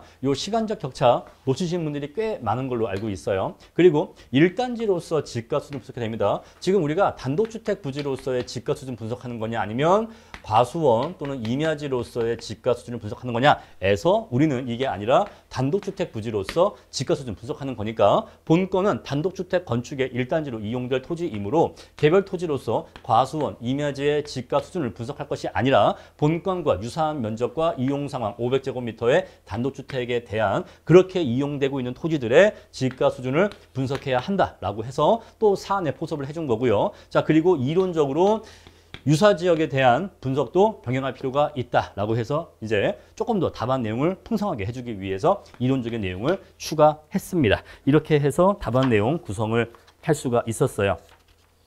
자, 그래서 제가 하고 나니까 결을 안 적었네요. 결은 그냥 생략하겠습니다. 그래서 결에서는 이런 얘기 적으시면 됩니다. 자, 위에서 본 것처럼 전통적인 1단지에 대한 전통적인 판정 기준은 너무 형식적이라는 거죠. 너무 경직적이라는 거죠. 실질적인 판단이 누락돼 있다는 겁니다. 자, 그래서 최근 판례의 내용과 같이 1단지에 대해서 조금 더 본건의 최유효 이용적 관점에서 접근할 필요성이 있다. 그런 관련 문제로 결 마무리 지어주시면 되겠습니다. 아시겠죠? 자, 이렇게 해서 문제 1번 강평 마치겠습니다. 자, 문제 2번 보겠습니다. 자, 문제 2번은 감정평가의 개념 정의를 문제의 설문에서 애초에 주고 있어요. 따라서 답안지에서 감정평가의 의의를 반복해서 되풀이해서 써봤자 득점에 전혀 도움되지 않습니다. 그러한 거 하지 않으셔야 되고요. 자, 소설문 1번에서 감정평가의 정의에 규정된 경제적 가치와 판정의 의의를 각각 쓰라고 문제가 요구하고 있어요. 자, 서하고 결에서 배점이 빠지기 때문에 일단은 여기에 4점, 4점 정도로 배점을 생각하시면 됩니다. 자, 그래서 4점 배점이기 때문에 목차 2개가 반드시 와줘야 되는데 혹시 1개 정도 목차를 더 적어준다면 다른 수험생보다 플러스 알파가 될 거예요. 그래서 4점이기 때문에 2개는 반드시 목차가 와주셔야 되고 플러스 1개는 추가 목차로 와주신다면 플러스 알파 점수를 득점하실 수 있을 거다라고 생각을 합니다. 만약에 2개를 잘 적지 못했다라고 하면은 기본적인 내용도 잘 못 쓴 거다. 일단 배점상 그렇게 말씀드릴 수가 있어요. 자, 그럼 우리가 소설문 1번을 해결하기 위해서 다시 감정평가의 정의를 보도록 하죠. 자, 감정평가란 토지 등에 라고 나와 있어요. 요거는 평가 대상에 대해서 얘기하고 있는 겁니다. 자, 우리가 평가하는 대상은 토지 등을 평가하죠. 하지만 본 문제에서는 저게 중요하지 않으니까 넘어가도록 하고요. 자, 그 다음에 우리가 이런 것들에 어떤 가치를 구하는 겁니까? 경제적 가치를 구하는 겁니다. 자, 우리가 가치라고 하는 것은 크게 두 가지로 구분할 수가 있어요. 자, 가치라고 하는 것은 크게 경제적인 가치와 비경제적 가치로 구할 수가 있는 겁니다. 가장 이렇게 크게 분류가 되겠죠. 자, 경제적인 가치는요, 우리가 구하는 가치이기도 하고 어떠한 물건에서 그 물건에서 창출되는 경제적인 이익의 현가 합을 구한 겁니다. 그렇죠? 경제적인 이익. 여기서 이익이라고 하는 것은 수익에서 비용을 뺀 것이겠죠. 수익에서 비용을 차감한 값으로 구할 수가 있을 것이고, 자, 이 이익의 현가 합으로 구해지게 됩니다. 자, 그리고 두 번째로 비경제적 가치는요, 대표적으로 역사 문화적 가치가 있습니다. 역사 문화적 가치가 있어요. 자, 이거는 제가 문화재 가치평가 논점을 설명드릴 때 일본의 특수가격 말씀드리면서 이미 말씀을 드렸었죠. 만약에 우리가 남대문의 가치를 평가한다고 하면은 남대문이라고 하는 그것의 역사적, 문화적 가치를 구하는 것이 아니라 우리는 그거를 구하지 않는다고 했죠. 구할 수도 없고요. 우리는 그런 것들을 구하는 것이 아니라 다만 비용적인 측면에서 지금에 와서 저런 남대문 같은 건축물을 다시 만들려고 하면은 얼마 정도의 비용이 들어간다라고 하는 비용적인 측면에서의 경제 가치만 구할 수가 있고 일본 기준에서는 우리 그러한 가치를 특수 가격이라고 한다라고 말씀드린 바 있어요. 그래서 역사 문화적 가치라고 하는 것은 가치가 아예 없다는 게 아닙니다. 있어요. 있지만 이런 건 우리가 구할 수가 없는 거예요. 이런 건 우리가 구할 수가 없으니까 우리가 구하는 가치는 이러한 비경제적 가치가 아니다라는 것입니다. 없어서 없는 게 아니라 우리가 구하지 않거나 못 구하는 거예요. 아시겠죠? 다음에 자 공공적 가치라고 있는데 공공적 가치는 그렇게 이해하시면 돼. 예를 들어서 주민센터 또는 구청, 학교 이런 거 생각하시면 됩니다. 학교 한번 떠올려볼까요? 학교라든가 뭐 주민센터 이런 것들 생각하시면 돼요. 자 이런 것들은 그 자체에서 어떠한 이익이 발생하는 건 아닙니다. 왜냐하면 거기는 그런 것들은 이익을 얻기 위해서 어떤 경제적인 활동을 하기 위해서 지어진 부동산들이 아니거든요. 하지만 우리 사회적으로는 굉장히 중요한 공공적 가치를 갖고 있어요. 아이들이 교육하죠. 국가 행정을 처리하죠. 또 주민 생활을 도와주죠. 그런 측면에서 공공적인 가치는 갖고 있단 말입니다. 또 뭐가 있죠? 공원. 이런 거 있어요. 공원 또는 도로 이런 것들 그런 것들이 공공적 가치를 갖고 있어요. 근데 우리는 그런 것들의 공공적 가치를 구하는 것은 아닙니다. 라는 것이고 다음에 또 뭐가 있냐면 생태적 가치가 있어요. 생태적 가치. 이건 뭐냐? 제주도에 가시면 오름이란 거 있죠? 또는요, 뭐 설악산 또는 뭐 동해안 또는 뭐 해운대 해수욕장 그런 것들은 생태적으로도 가치가 있습니다. 멋진 자연 풍경을 갖고 있고 또 어떤 동식물들이 자라나는 중요한 생태계로서의 가치를 갖고 있어요. 또는 어디 뭐 서해안의 갯벌 이런 것들은 굉장히 중요한 생태적인 가치를 갖고 있지만은 우리는 그런 것들의 생태적 가치를 평가하는 것은 아니다 이 얘기입니다. 아시겠죠? 자, 그래서 우리는 이런 것들을 평가하는 것이 아니라 경제적인 가치를 평가하는 거다라는 점을 여기에서 언급을 해주시면 되겠어요. 이 내용이 여기에서 서술되면 됩니다. 자, 그런 다음에 이제 판정하여라고 되어 있는데 자, 요거를 1번, 요거를 2번, 요거를 3번이라고 하면요. 자, 판정한다라고 하는 것은 대체 이 경제적 가치의 크기가 얼마만큼인지를 구한다 이 얘기예요. 아시겠죠? 이거의 크기가 얼마만큼인지를 구한다 이 얘기입니다. 경제적 가치의 크기를 구하는 거예요. 크기를 구한 다음에 바로 그게 판정하는 거예요. 그럼 판정하려면 뭐가 필요할까요? 감정평가 3방법이 필요해요. 감정평가 3방법 또는 3방식을 이용해서 그 경제적 가치의 크기를 판단하는 겁니다. 바로 그게 판정이에요. 그리고 그 결과를 가액으로 표시한대요. 이게 4번인데 자, 근데 여기서 구하는 우리가 가치라고 하는 것은 추상적인 개념이에요. 자, 어떤 건물이 있는데 이 건물을 갖고 있으면 자, 작은 건물이 있고 큰 건물이 있어. 그러니까 뭐 다른 건 다 동일하고 건물의 사이즈가 얘보다 얘가 훨씬 더 크다라고 하면은 얘보다 훨씬 더 월세가 많이 들어오겠죠. 그래서 NOI도 당연히 얘가 더 많이 남을 겁니다. 그냥 상식적으로 얘기합시다. 아시겠죠? 선생님, 이거는 강남 건물이고 이건 시골에 있는 건물이면 얘가 작아도 얘가 더 비싼 거 아니에요? 그런 얘기 하는 게 아니라 다 똑같아. 다 똑같은데 건물의 사이즈만 이렇게 차이 난다. 그래서 얘가 더 NOI가 크다라고 하는 상식적인 얘기를 해보자고요. 자, 그러면은 우리가 당연히 얘의 경제 가치가 얘의 경제 가치보다 더 크다라는 건 알 수가 있어. 그죠? 경제적 가치의 크기를 구해보니까 얘는 이만하고 얘는 요만하다라는 걸 구할 수 있잖아요. 그런데 이거는 사실 추상적인 관념이에요. 추상의 관념이고 그거를 화폐액으로 나타내 줘야 됩니다. 가치라고 하는 것은 주관적인 속성이 있고 가치라고 하는 것은 자, 여기다 쓸까요? 여기다가 주관적인 속성이 있고 그리고 추상적인 속성이 있는 거예요. 주관적, 추상적. 그래서 원래 가치라고 하는 것은 바라보는 사람에 따라서 다르게 인식할 수도 있고 그리고 그것은 추상적 또는 관념적이에요.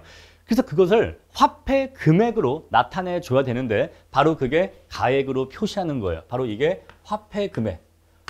화폐 얼마짜리라고 하는 화폐 금액으로 표시하는 작업을 네 번째라고 하는 겁니다. 자, 그래서 뒤에 보시면은 제가 스터디 관련 문제에 이 문제와 관련된 저의 스터디 문제가 뭐가 있냐면 3기 4주차 문제에 가격, 가치, 가액의 개념을 서술하시오 라고 물어봤는데, 자, 가액은 뭐예요? 가액은 가격이나 가치를 화폐 금액으로 나타낸 것을 가액이라고 하는 겁니다. 그래서 어떠한 경제적 가치를 화폐 금액으로 표시한 것을 가액이라서 이렇게 해서 얼마나인지 그 가치의 크기를 구한 다음에 그 경제적 가치의 크기를 화폐 금액으로 표시하는 게 감정평가의 마지막 개념 요소인 거예요. 근데 문제에서는 1번은 물어보지 않았고 역시 4번도 물어보지 않았고 2번과 3번을 물어봤어요. 그래서 2번에서는 요 내용 쓰시면 되고 3번에서는 3방식 쓰시면 됩니다. 자, 그렇게 해서 이제 물음 2번에서는 두 번째 판정에서는 3방식을 이용해서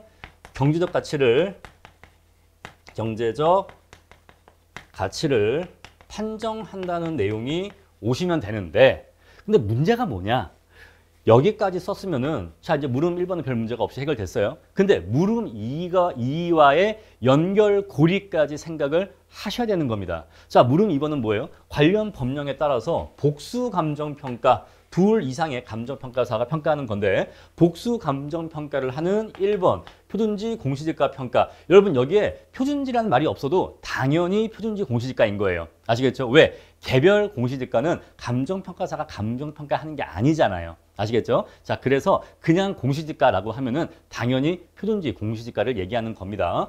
자, 다음에 두 번째 보상평가, 세 번째 재개발 사업의 종전자산평가. 이 세 가지 분야에서 경제적 가치를 판정할 때 복수 감정평가를 하는데 유의할 점을 쓰라고 했어요. 자, 유의할 점이야 이따가 뒤에 가서 서술할 건데, 물음 1번과 물음 2번의 연결고리, 대체 여기에 어떠한 연결고리가 있는지 그걸 파악하셔야 돼. 자, 여기에서 경제적 가치를 판정한다고 하는 것은 전문가가 판단하는 겁니다. 이건 전문가의 판단이에요. 그죠? 요 판정 과정에 뭐가 개입됩니까? 전문가의 판단이 들어가요. 그런데 전문가라고 하는 것은 사람입니다. 사람이기 때문에 사람에 따라서 이러한 판단은 다르게 나올 수가 있어요. 아무리 전문가인 감정평가사라고 해도 이러한 판단에 있어서는 감정평가사마다 차이가 존재할 수가 있는데, 그런데 이런 식으로 감정평가사마다 서로 다른 가치 결론이 도출되는 것은 감정평가의 신뢰성과 정확성에 심각한 문제를 일으켜요. 그래서 모든 감정평가 분야에 대해서 복수평가를 할 수는 없고 사회적으로 매우 중요한 평가 분야가 있을 겁니다. 바로 그게 뭐죠? 공시지가, 보상평가, 종전자산평가라고 일단 문제에서 한정해서 예시하고 있는 거예요. 이런 것들은 어떠한 공통점으로 엮을 수가 있다? 바로 사회적으로 중요한 감정평가다. 사회적으로 중요한 감정평가 분야다라고 같이 공통점을 엮을 수가 있는 거예요. 그래서 이러한 판정이라고 하는 것은 각 전문가 또는 각 평가사겠죠. 각 평가사마다 서로 다르게 평가할 수가 있단 말입니다. 평가 가능. 그래서 이런 것들이 사회적으로 문제가 돼요. 평가의 신뢰성과 정확성 하락을 가져올 수가 있어요. 그래서 이렇게 사회적으로 중요한 평가 분야에 대해서는 어떻게 하고 있다? 복수평가하라고 하고 있다. 둘 이상의 감정평가사가 평가하라고 정해놓고 있는 거죠. 자, 이거는 법에 의해서 그렇게 정해져 있는 겁니다. 법에서 반드시 복수평가하라고 정해져 있는 거예요. 근데 이렇게 복수평가를 하게 되면은 어떤 일이 생기죠? 여러 개의 가치 결론이 나오게 돼. 여러 개의 가치 결론이 나오게 됩니다. 그랬을 때 제일 낮게 나온 게 뭐죠? 최저평가액일 거고, 제일 높게 나온 게 뭐죠? 최고평가액일 겁니다. 그랬을 때 이 복수평가가 이루어졌을 때 이 최고평가액과 최저평가액 간의 이 격차가 너무 과다하게 발생하면 안 돼요.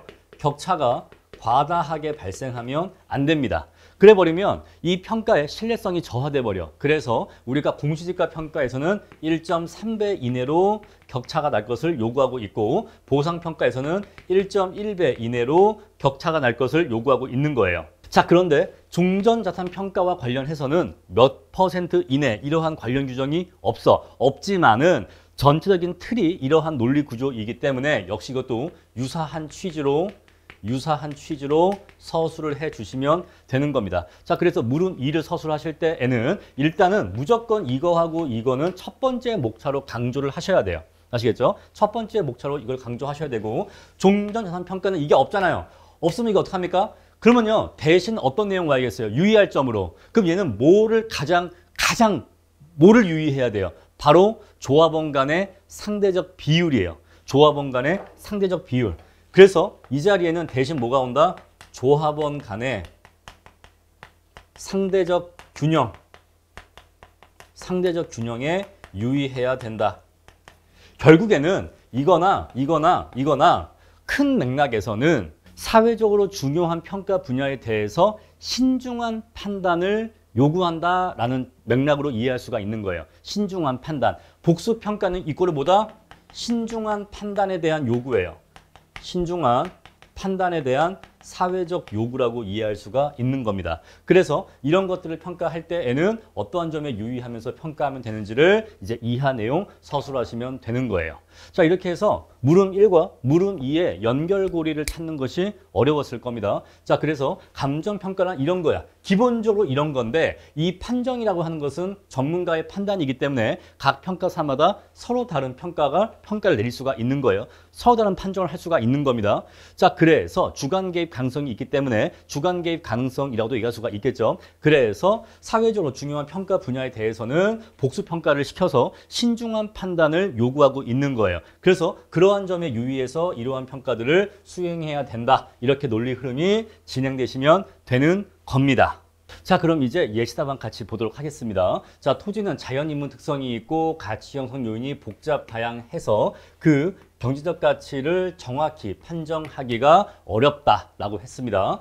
자, 따라서 전문가에 의한 판단이 필요하다. 그런데 국민의 재산권에 미치는 영향이 큰 영역에 대해서는 물음 2죠. 그러한 것들에 대해서는 더욱 신중한 판단이 필요하여 복수평가제를 실시하고 있다라고 해서 물음 1과 물음 2를 같이 엮어서 논점을 연결시키고 있습니다. 자, 복수평가제 하에서는 복수의 평가액 간에 일정 범위 이상의 격차가 발생하면 이게 가장 중요한 얘기죠. 그 합리성이 문제되므로 이에 유의해야 하고 각 평가 목적별로도 동일한 평가 기준에 의해서 평가가 이루어져야 된다라는 것이에요. 자, 이게 뭔 소리냐? 우리가 보상평가라고 한다면은 보상평가의 기준이 있잖아요.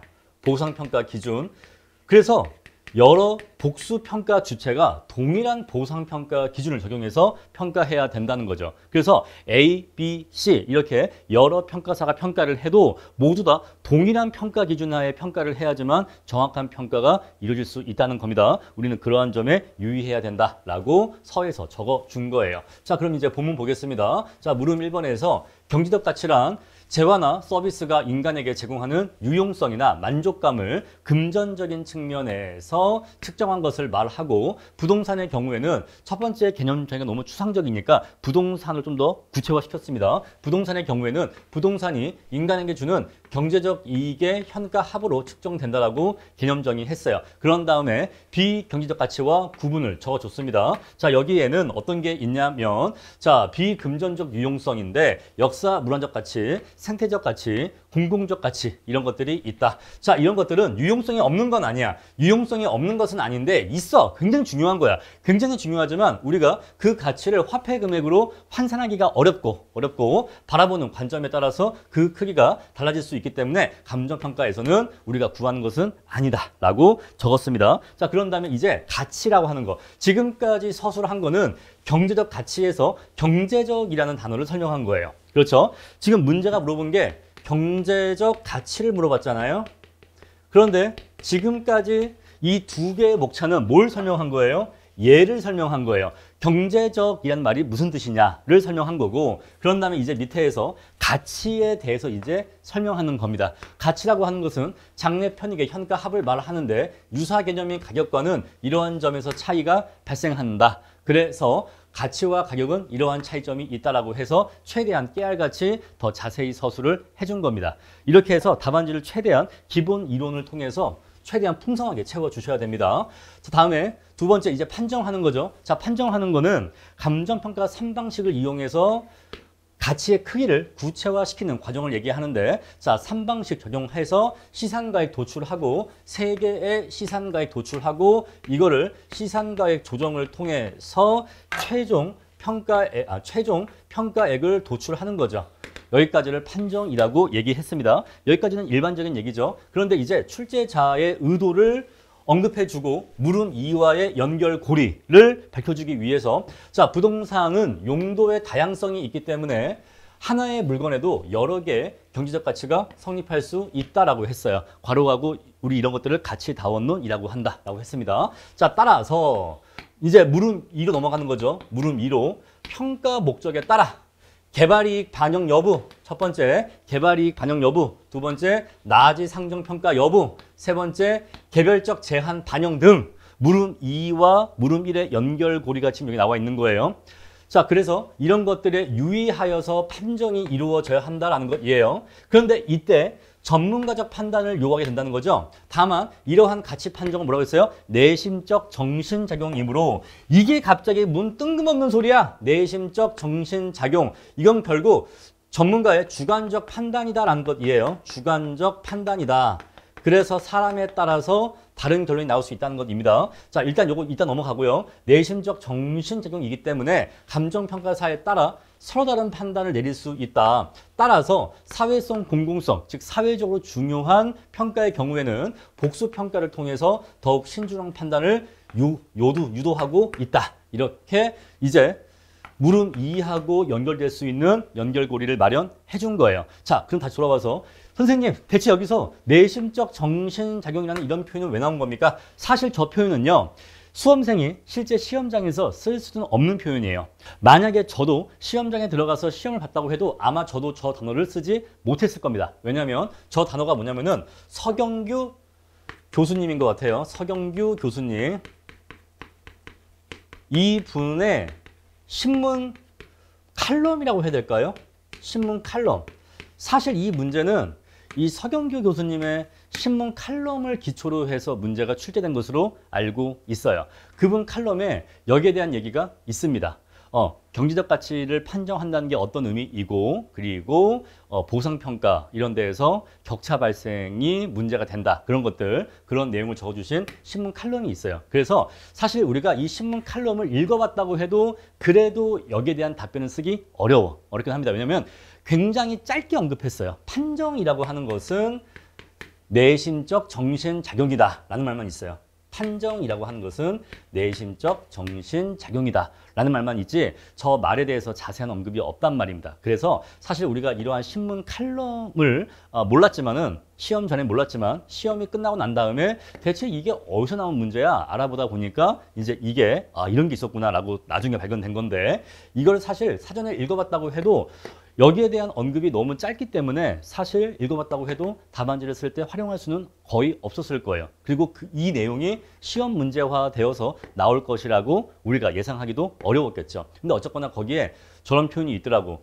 그래서 결국 만약에 이분이 출제위원이셨다면은 아마 저 단어가 핵심 키워드지 않을까. 판정을 설명할 때 가장 중요한 핵심 키워드였을 거다라고 해서 저 단어를 넣은 겁니다. 자, 그래서 강사의 예시 답안은 최대한 정답에 가까운 답안을 제시해야 되기 때문에, 그래서 사후적으로라도 출제위원의 의도가 담겨있는 답안을 작성하는 거예요. 그래서 강사 예시 답안은 실제로 수험생이 시험장 안에서 썼을 거라고 기대하는 답안을 보여드리는 것은 아닙니다. 아시겠죠? 사실 답안지는 아마도 이런 내용일 거다라고 보여주는 것뿐이에요. 그래서 내가 시험장에서 이러한 단어를 못 썼다라고 해서 자괴감에 빠지실 필요가 없어요. 쓴 사람 아무도 없으니까. 그러니까 이 단어를 썼다 못 썼다 전혀 중요하지는 않을 거고, 다만 출제위원으로 추정되는 분의 칼럼에 이러한 표현이 있더라. 그래서 최대한 정답에 가까운 예시 답안을 보여드리기 위해서 제가 넣은 거다. 이렇게 이해하시면 되겠습니다. 아시겠죠? 자, 어쨌거나 이렇게 해서 우리가 판정을 해야 되는데, 이러한 판정이라고 하는 것은 사람마다 다른 판단을 내릴 수가 있기 때문에 사회적으로 중요한 평가 분야에 대해서는 복수평가를 하고 있기 때문에, 그렇게 복수평가를 할 때에는 몇 가지 이러한 점들에 유의해야 된다라는 내용으로 답안지가 흘러가고 있는 겁니다. 자, 그럼 이제 물음 2를 보겠습니다. 자, 물음 2부터는 구체적인, 즉 디테일한 내용이 나오기 때문에 특별히 설명드릴 내용은 없어요. 여러분들 다 아시는 내용입니다. 자, 복수평가란 이런 것이다 라고 개념 적어주고요. 그 다음에 먼저 공시지가 평가시 유의사항 나와 있으니까 공시지가 평가란 무엇이다? 개념을 먼저 적어주고서 그런 다음에 유의사항으로 1.3배 격차 요거 내용 적어줬습니다. 1.3배 격차 그리고 나지상정평가 해야 된다라는 것이고 그런 다음에 자 해당 공익사업 또는 다른 공익사업 모두 그 모든 가격 변동을 전부 다 반영한다. 전부 다 반영해요. 뭐는 반영하고 뭐는 하지 않고 그런 거 없습니다. 자 그리고 공법상 제한 여부인데 공시기준일에 표준지가 갖고 있는 일반적 개별적 제한을 모두 다 반영합니다. 이게 원칙이에요. 다만 지금 이 문제에서 재개발 사업 나와 있는데 그것과 연결해서 정비구역 자 정비구역이 있는데 여기에 이 정비구역이 지정되고 나서 도시계획 시설에 저촉된 토지가 있겠죠. 요거 우리 저촉 감가하지 않는다 라고 말씀드렸습니다. 요거 여러 번 강조한 내용이기 때문에 원래 원칙은 일반적 개별적 제한을 모두 다 반영해서 평가하는 게 원칙이야. 얘가 원칙이죠. 그런데 예외가 있다는 겁니다. 예외. 어떤 예외예요?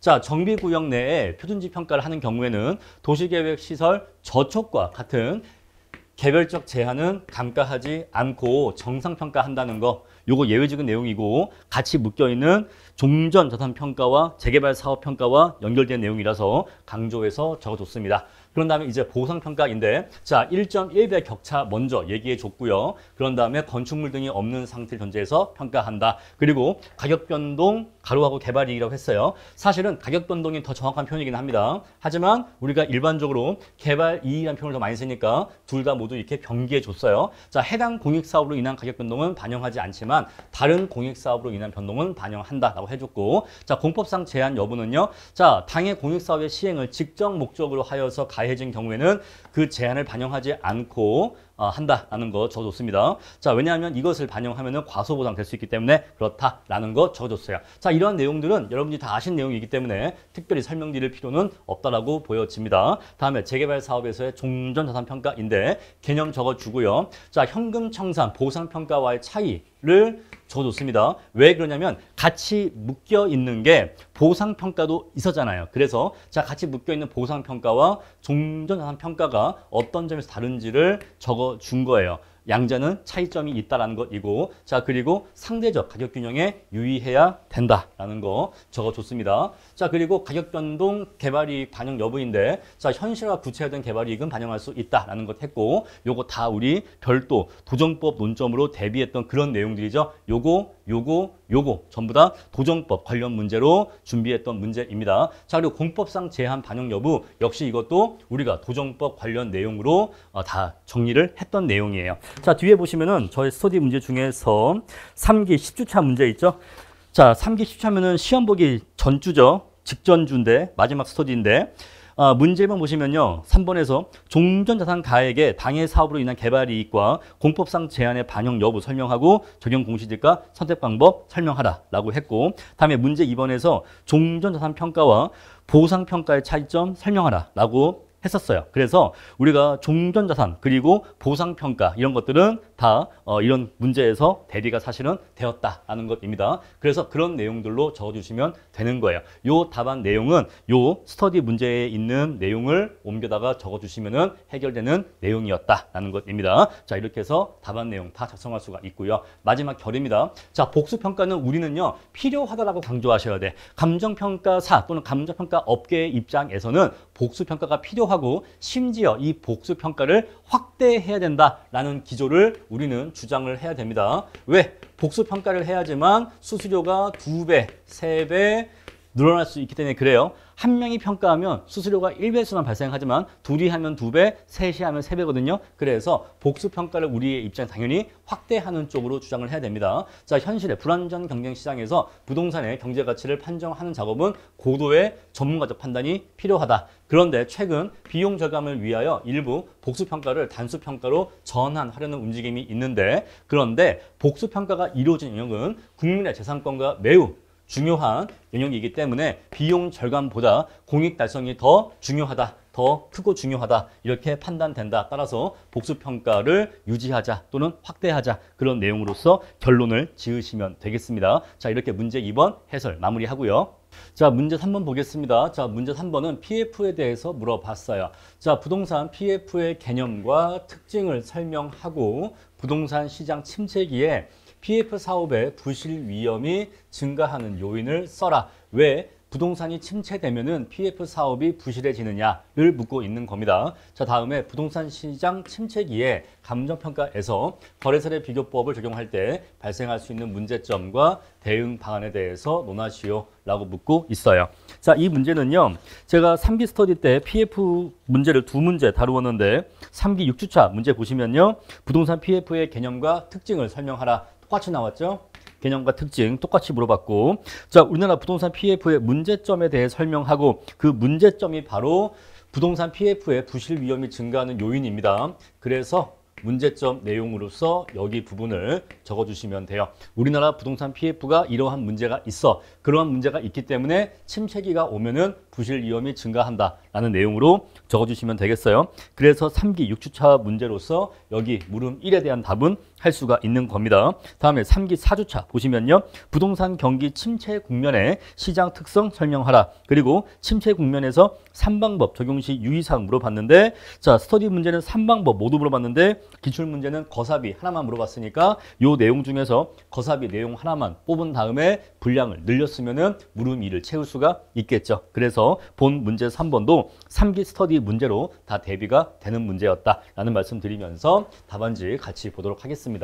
자, 예시답안 보시면요, 부동산 침체기에는 부동산의 분양가나 임대료가 하락하여 개발 사업의 사업성이 악화된다. 그래서 PF 대출의 부실 위험이 커진다라는 것이죠. 자, PF 사업의 부실, PF 대출의 부실 결국 같은 맥락이기 때문에 양자를 굳이 구분할 필요는 없다라고 보여집니다. 자, 부동산 사업이 부실해지니까 거기에 대한 대출도 같이 부실해지는 거죠. 또한 침체기에는 얘는 물음 1번이고 얘는 물음 2번입니다. 거래 사례의 양이 감소하고 지가 변동률이 반전하겠죠. 자, 침체기가 오면 이제 지가 변동률이 양이었다가 음수값으로 지가 변동률이 반전할 것입니다. 자, 그리고 평가의 어려움이 그래서 증가한다. 따라서 경기 침체기에는, 자, 지금 물음 1번과 물음 2번의 공통 분모가 뭐예요? 바로 경기 침체기예요. 그래서 경기 침체라고 하는 것을 공통 분모로 엮으셔야 되는 겁니다. 자, 그래서 침체기에는 안전하고 정확한 감정평가에 더욱 유의해야 하는 바 이와 관련 내용에 대해서 알아보겠다라고 해서 단순하게 정리했습니다.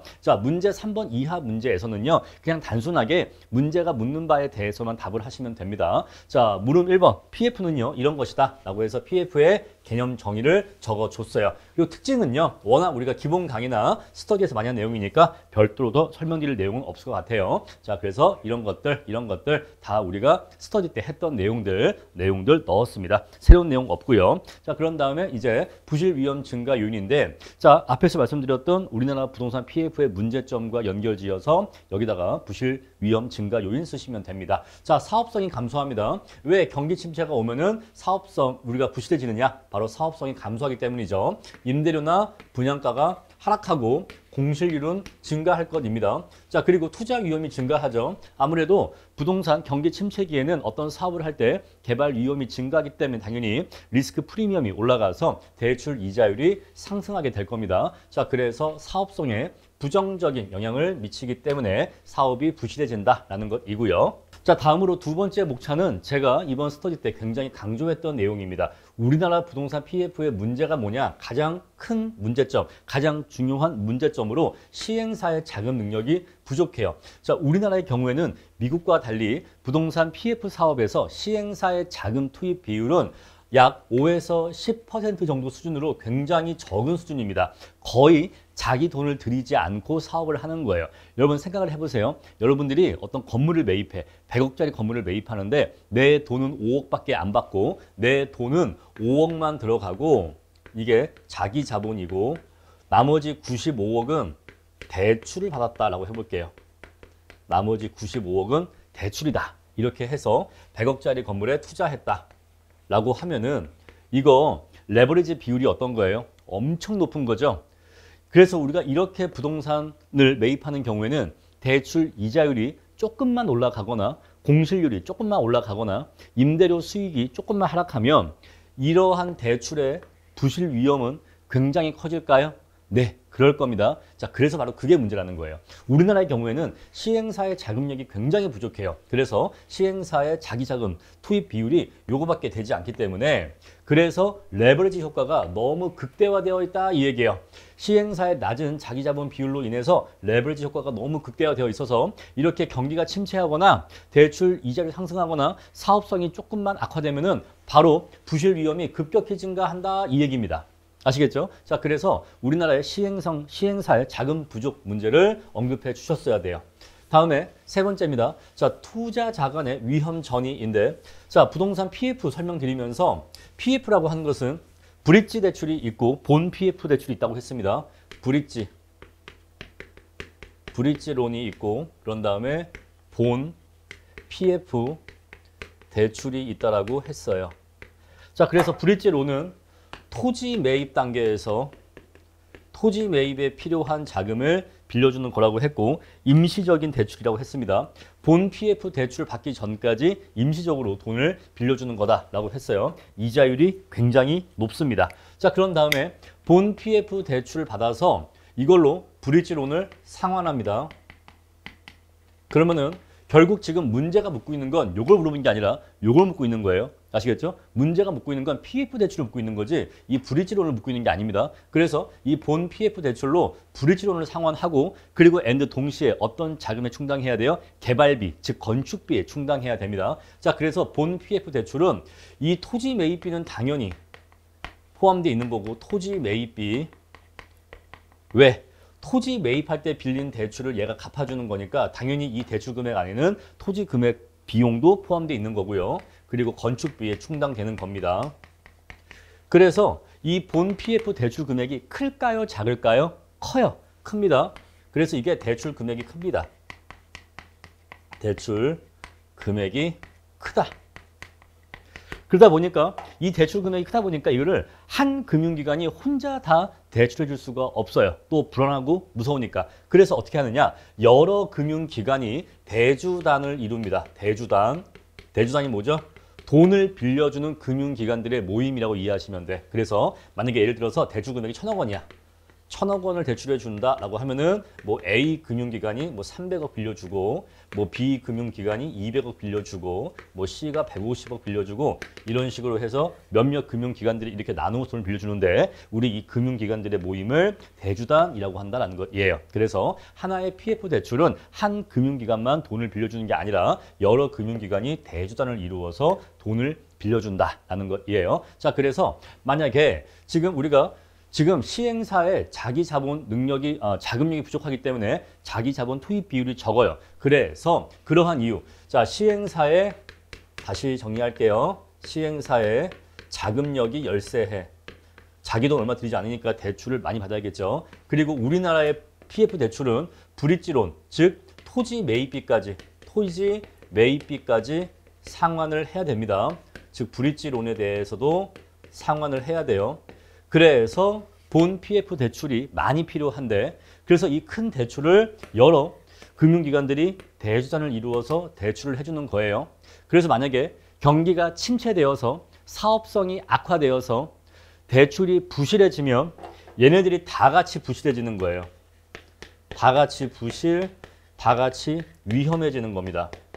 대출을 이런 것 때문에 엄청 많이 해줬는데 대출을 엄청 많이 해줬는데 경기가 침체되어서 사업성이 악화되면 이 금융기관들이 다 같이 부실해지는 겁니다. 바로 이게 투자자 간의 위험 전이에요. 자, 우리나라 부동산 본 PF가 건설 자금에만 쓰이는 것이 아니라 브릿지론의 상환 재원으로도 연결되어 있으며 이로 인해 본 PF 단계에서의 자금 조달 부담이 크고 돈을 많이 빌려야 되고 여기서 유사시라고 한 것은 사업성이 매우 악화된 걸 얘기하는 거예요. 사업이 거의 망하는 경우를 얘기하는 겁니다. 자, 뭔가 문제가 생겼을 때 각 대출의 대출 기간이나 투자자 간 위험이 전이될 위험 또한 크다. 전이될 가능성, 얘를 바꿔야겠네요. 전이될 가능성 또한 크다라고 이렇게 이해하시면 되겠어요. 자, 그리고 PF라고 하는 것은 시행사의 자금력이 매우 부족하기 때문에 시행사를 믿고 돈을 빌려줄 수가 없어요. 대주단이 돈을 빌려줄 때 시행사를 믿고 빌려주는 게 아니다 이 얘기예요. 우리가 부잣집 아들이 있었을 때 은행에서 돈을 빌려줄 때 그 부잣집 아들을 보고 빌려주는 게 아니라 그 아들의 아버지를 보고 빌려주는 거다. 이렇게 이해하시면 되겠어. 그래서 자, 시행사 자체는 자금력이 별로 없단 말입니다. 그래서 이 대주단 금융기관에서는 시공사의 여러 가지 보증을 요구해요. 시공사의 보증, 시공사의 각종 보증을 요구한다. 그럼 이게 어떤 보증이냐? 바로 자, 시공사의 신용등급. 자, 그래서 어떤 시공사가 이 PF 사업에 참여하는가? 이게 되게 중요한 거예요. 그리고 시공사한테 책임 준공 의무 등을 요구합니다. 그래서 혹시 사업이 중간에 어그러져도 그래도 시공사의 자금으로, 시공사의 부담으로 끝까지 완공시켜 줄 것을 요구한다 이 얘기예요. 그러면 시공사들은 저런 것들을 보증을 서주고 약속을 해준다 그 얘기입니다. 그래야지만 그 공사 일을 딸 수가 있잖아요. 그래서 책임 준공 의무 이런 것들로 PF 대출의 신용 보강이 이루어집니다. 현실적으로 이런 것으로 이루어져요. 그런데 부동산 경기가 침체하게 되면은 시공사가 여러 PF, PF1, PF2, PF3 이런 식으로 시공사가 여러 PF 사업장에 참여하고 있을 거 아니겠어요? 그런데 얘네들이 이 중에서 하나만 부실해지면 상관이 없는데 경기가 침체되어 버리면 여러 사업장에서 부실 문제가 발생하겠죠. 왜? 경기 침체는 전반적인 문제이기 때문에 특정 사업장만의 문제가 아니잖아요. 그래서 여기도 부실, 여기도 부실, 여기도 부실 이래 버리면은 여러 사업장에서 자신이 약속했던 그런 보증들이 실제적인 부담으로 다가오는 겁니다. 정말로 책임을 져야 되는 거예요. 아시겠죠? 쉽게 얘기하면 여러 친구한테 빚보증을 서줬는데 친구들이 사업이 잘 되면 별 문제가 없는데 이제 경기가 침체되어서 이 친구, 저 친구, 저 친구의 사업이 망하면은 실제로 내가 과거에 보증 서줬던 거에 대한 책임을 져야 될 거 아니겠어요? 그래서 경기 침체기에는 시공사가 부담해야 하는 보증 의무가 급격히 증가합니다. 그래서 최근에 실제로 건설사 몇 개가 망했죠. 이 보증 의무 때문에. 자, 그래서 보증 의무가 급격히 증가하게 되어서 시공사의 보증 능력이 악화된다. 이 정도로 표현을 했습니다. 자, 이러한 이유들 때문에 PF 사업이 부실해진다라고 정리했어요. 자, 이 내용들이 스터디 답안에서는 우리나라 부동산 PF의 문제점으로 정리가 되어 있던 겁니다. 그러한 문제점 때문에 경기가 침체되면은 사업이 부실해진다라고 정리해 주시면 되겠어요. 다음 물음 2번입니다. 자, 물음 2번은 워낙 내용이 단순하기 때문에 특별히 설명드릴 내용은 없습니다. 자, 거사비는 이러한 의의다라고 의 적어 주시고요. 자, 사례 수집할 때 거래가 감소하기 때문에 사례 수집이 어려워지고 그리고 수집된 거래 사례에 금매 등의 사정이 개입되어 있을 가능성이 높아진다. 그리고 사례의 양이 적어지기 때문에 통계적 모형을 적용하기가 더욱더 어려워진다라고 해서 이 뒤에 통계적 모형에 대한 서술은 플러스 알파 목차로 플러스 알파 내용으로 제가 더 넣은 겁니다. 일반적인 수험생들은 잘 넣지 못했을 거예요. 다음에 시점 수정치인데 자, 상승 국면에서 하강 국면으로 경기 국면이 변화하는 경우에는 자, 최근 지가 변동률이 미발표되겠죠. 미발표된 경우에 우리가 보통 연장 사정을 하는데 자, 지가라고 한 게 꺾였어요. 사실은 꺾였는데 자, 지가 변동률은 여기까지만 발표가 되어 있다라고 해보겠습니다. 그럼 우리가 과거의 지가 변동률을 어떻게 하죠? 연장 사정하죠. 연장 사정해서 자, 과거의 지가 변동률이 이렇게 플러스로 나와 있었기 때문에 이 플러스의 지가 변동률을 연장하게 되면은 이렇게 연장을 하게 되는 겁니다. 이렇게 해서 우리가 시점 수정치를 구하게 되면은 자, 사실 지가는 여기에 있는데 여기에 있는 것으로 잘못된 지가 변동률을 적용할 수가 있는 거예요. 어때요? 굉장히 디테일하죠? 굉장히 구체적인 겁니다. 그래서 추상적으로 뭐 지가 변동률 적용에 유의하라. 이렇게 그냥 두루뭉술하게 쓰는 게 아니라 구체적으로 이게 왜 문제가 되는지를 적어 주셔야 되는 거예요. 아시겠죠? 지가가 이렇게 반전했는데 우리가 이걸 연장 사정해서 지가를 추정하는 경우에 이러한 문제가 발생할 수 있다는 거죠. 이러한 괴리가 발생할 수 있다는 겁니다. 그리고 요인을 비교할 때 요인 비교 시에 지역 요인을 비교해야 되고 개별 요인을 비교해야 되는데 지역 요인, 즉 경기가 침체기에 빠져들면은 지역의 지가 수준, 다른 말로 가격 수준이 변화하게 됩니다. 어차피 우리가 지역 요인 비교치라고 하는 것은 A 지역과 B 지역의 가격 수준의 격차를 비교하는 거예요. 그런데 경기 침체가 오면은 A 지역과 B 지역의 가격 수준의 변화가 발생하게 될 것이고 그 변화에 따라서 지역 요인 비교치도 역시 변화가 있을 수 있다는 거죠. 그리고 역시 경기 침체가 오면은 개별 요인, 즉 최유효 이용에 대한 결정이 바뀔 수가 있어요. 그래서 가치 형성 요인 비교를 어렵게 한다라고 정리해 줬습니다. 이렇게 적어두시면은 무난한 답안지가 될 것이에요. 자, 그럼 해결 방안은요. 사례 수집할 때 공간적 범위를 확장하자라는 것이고 사정이 개입된 사례는 배제하거나 제가 내용을 쓰지 않았지만은 보정을 해야 된다. 그런 내용 쓰시면 되겠죠. 자, 그리고 시점 수정치에는 자, 상승 국면과 하강 국면을 국면을 구분해서 지가 변동률을 적용하자. 그런 내용 적었고요. 그다음에 요인 비교 시에는 이런 것들을 잘 파악해서 분석을 해야 된다라고 적었습니다. 자, 결에서는요. 부동산 상승기에 이루어진 부동산 PF 담보대출이 자 상승기에 이루어진 왜 사업이 잘 나갈 때 경기가 호황기일 때 막 돈을 막 빌리면서 사업을 하지 않겠어요? 그랬는데 경기가 꺾이면서 이제 침체기가 오는 거죠. 그래서 이러한 대출이 침체기로 국면이 전환되면은 부실 위험이 증가하게 된다는 거예요. 자, 이렇게 되면은 담보평가사에게 책임 문제가 제기될 수 있다는 거죠. 따라서 PF 평가 시에는 사업성 판단에 대한 근거를 명확히 적시하고 시장이 침체기로 전환될 수 있는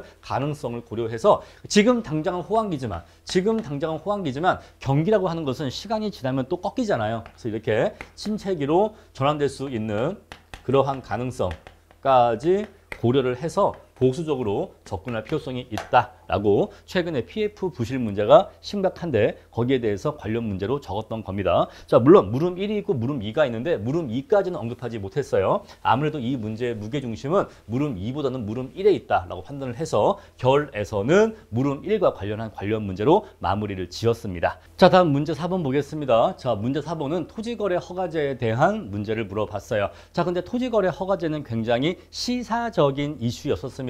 자, 2025년에 시사적 이슈였어요. 그래서 이 토지거래 허가제는 앞으로 재출제될 가능성은 거의 없다라고 보시면 돼요. 이거는 재출제 가능성 거의 없기 때문에 이런 문제가 그 당시에 시사 이슈로 나왔었구나 정도 가볍게 보시면 됩니다. 자, 토지거래 허가제 시행이 부동산 시장에 미치는 영향 물어봤는데 제가 3기 4주차 때 토지거래 허가제 문제를 냈었어요. 그래서 보시면은 토지거래 허가제와 관련해서 다음으로 답하라 라고 했고 토지거래 허가제의 개념 물어봤지요. 자, 그리고 토지거래 허가제 구역이 부동산 시장에 미치는 긍정적 부정적 효과에 대해서 설명하라고 했는데 결국 이게 긍정적 부정적 말 표현만 빼고 그냥 효과에 대해서만 쓰면은 결국 이게 부동산 시장에 미치는 영향입니다. 어떠한 영향을 미치느냐 이거이기 때문에 사실상 이 소설문 1번이 그대로 문제로 나왔다라고 볼 수가 있죠. 자, 물음 2번은 제가 플러스 알파로 엄청 고민을 해서 사실 이건 되게 쉬웠어요. 이건 그냥 신문기사 보면 되는 거니까 되게 문제 내기 쉬웠고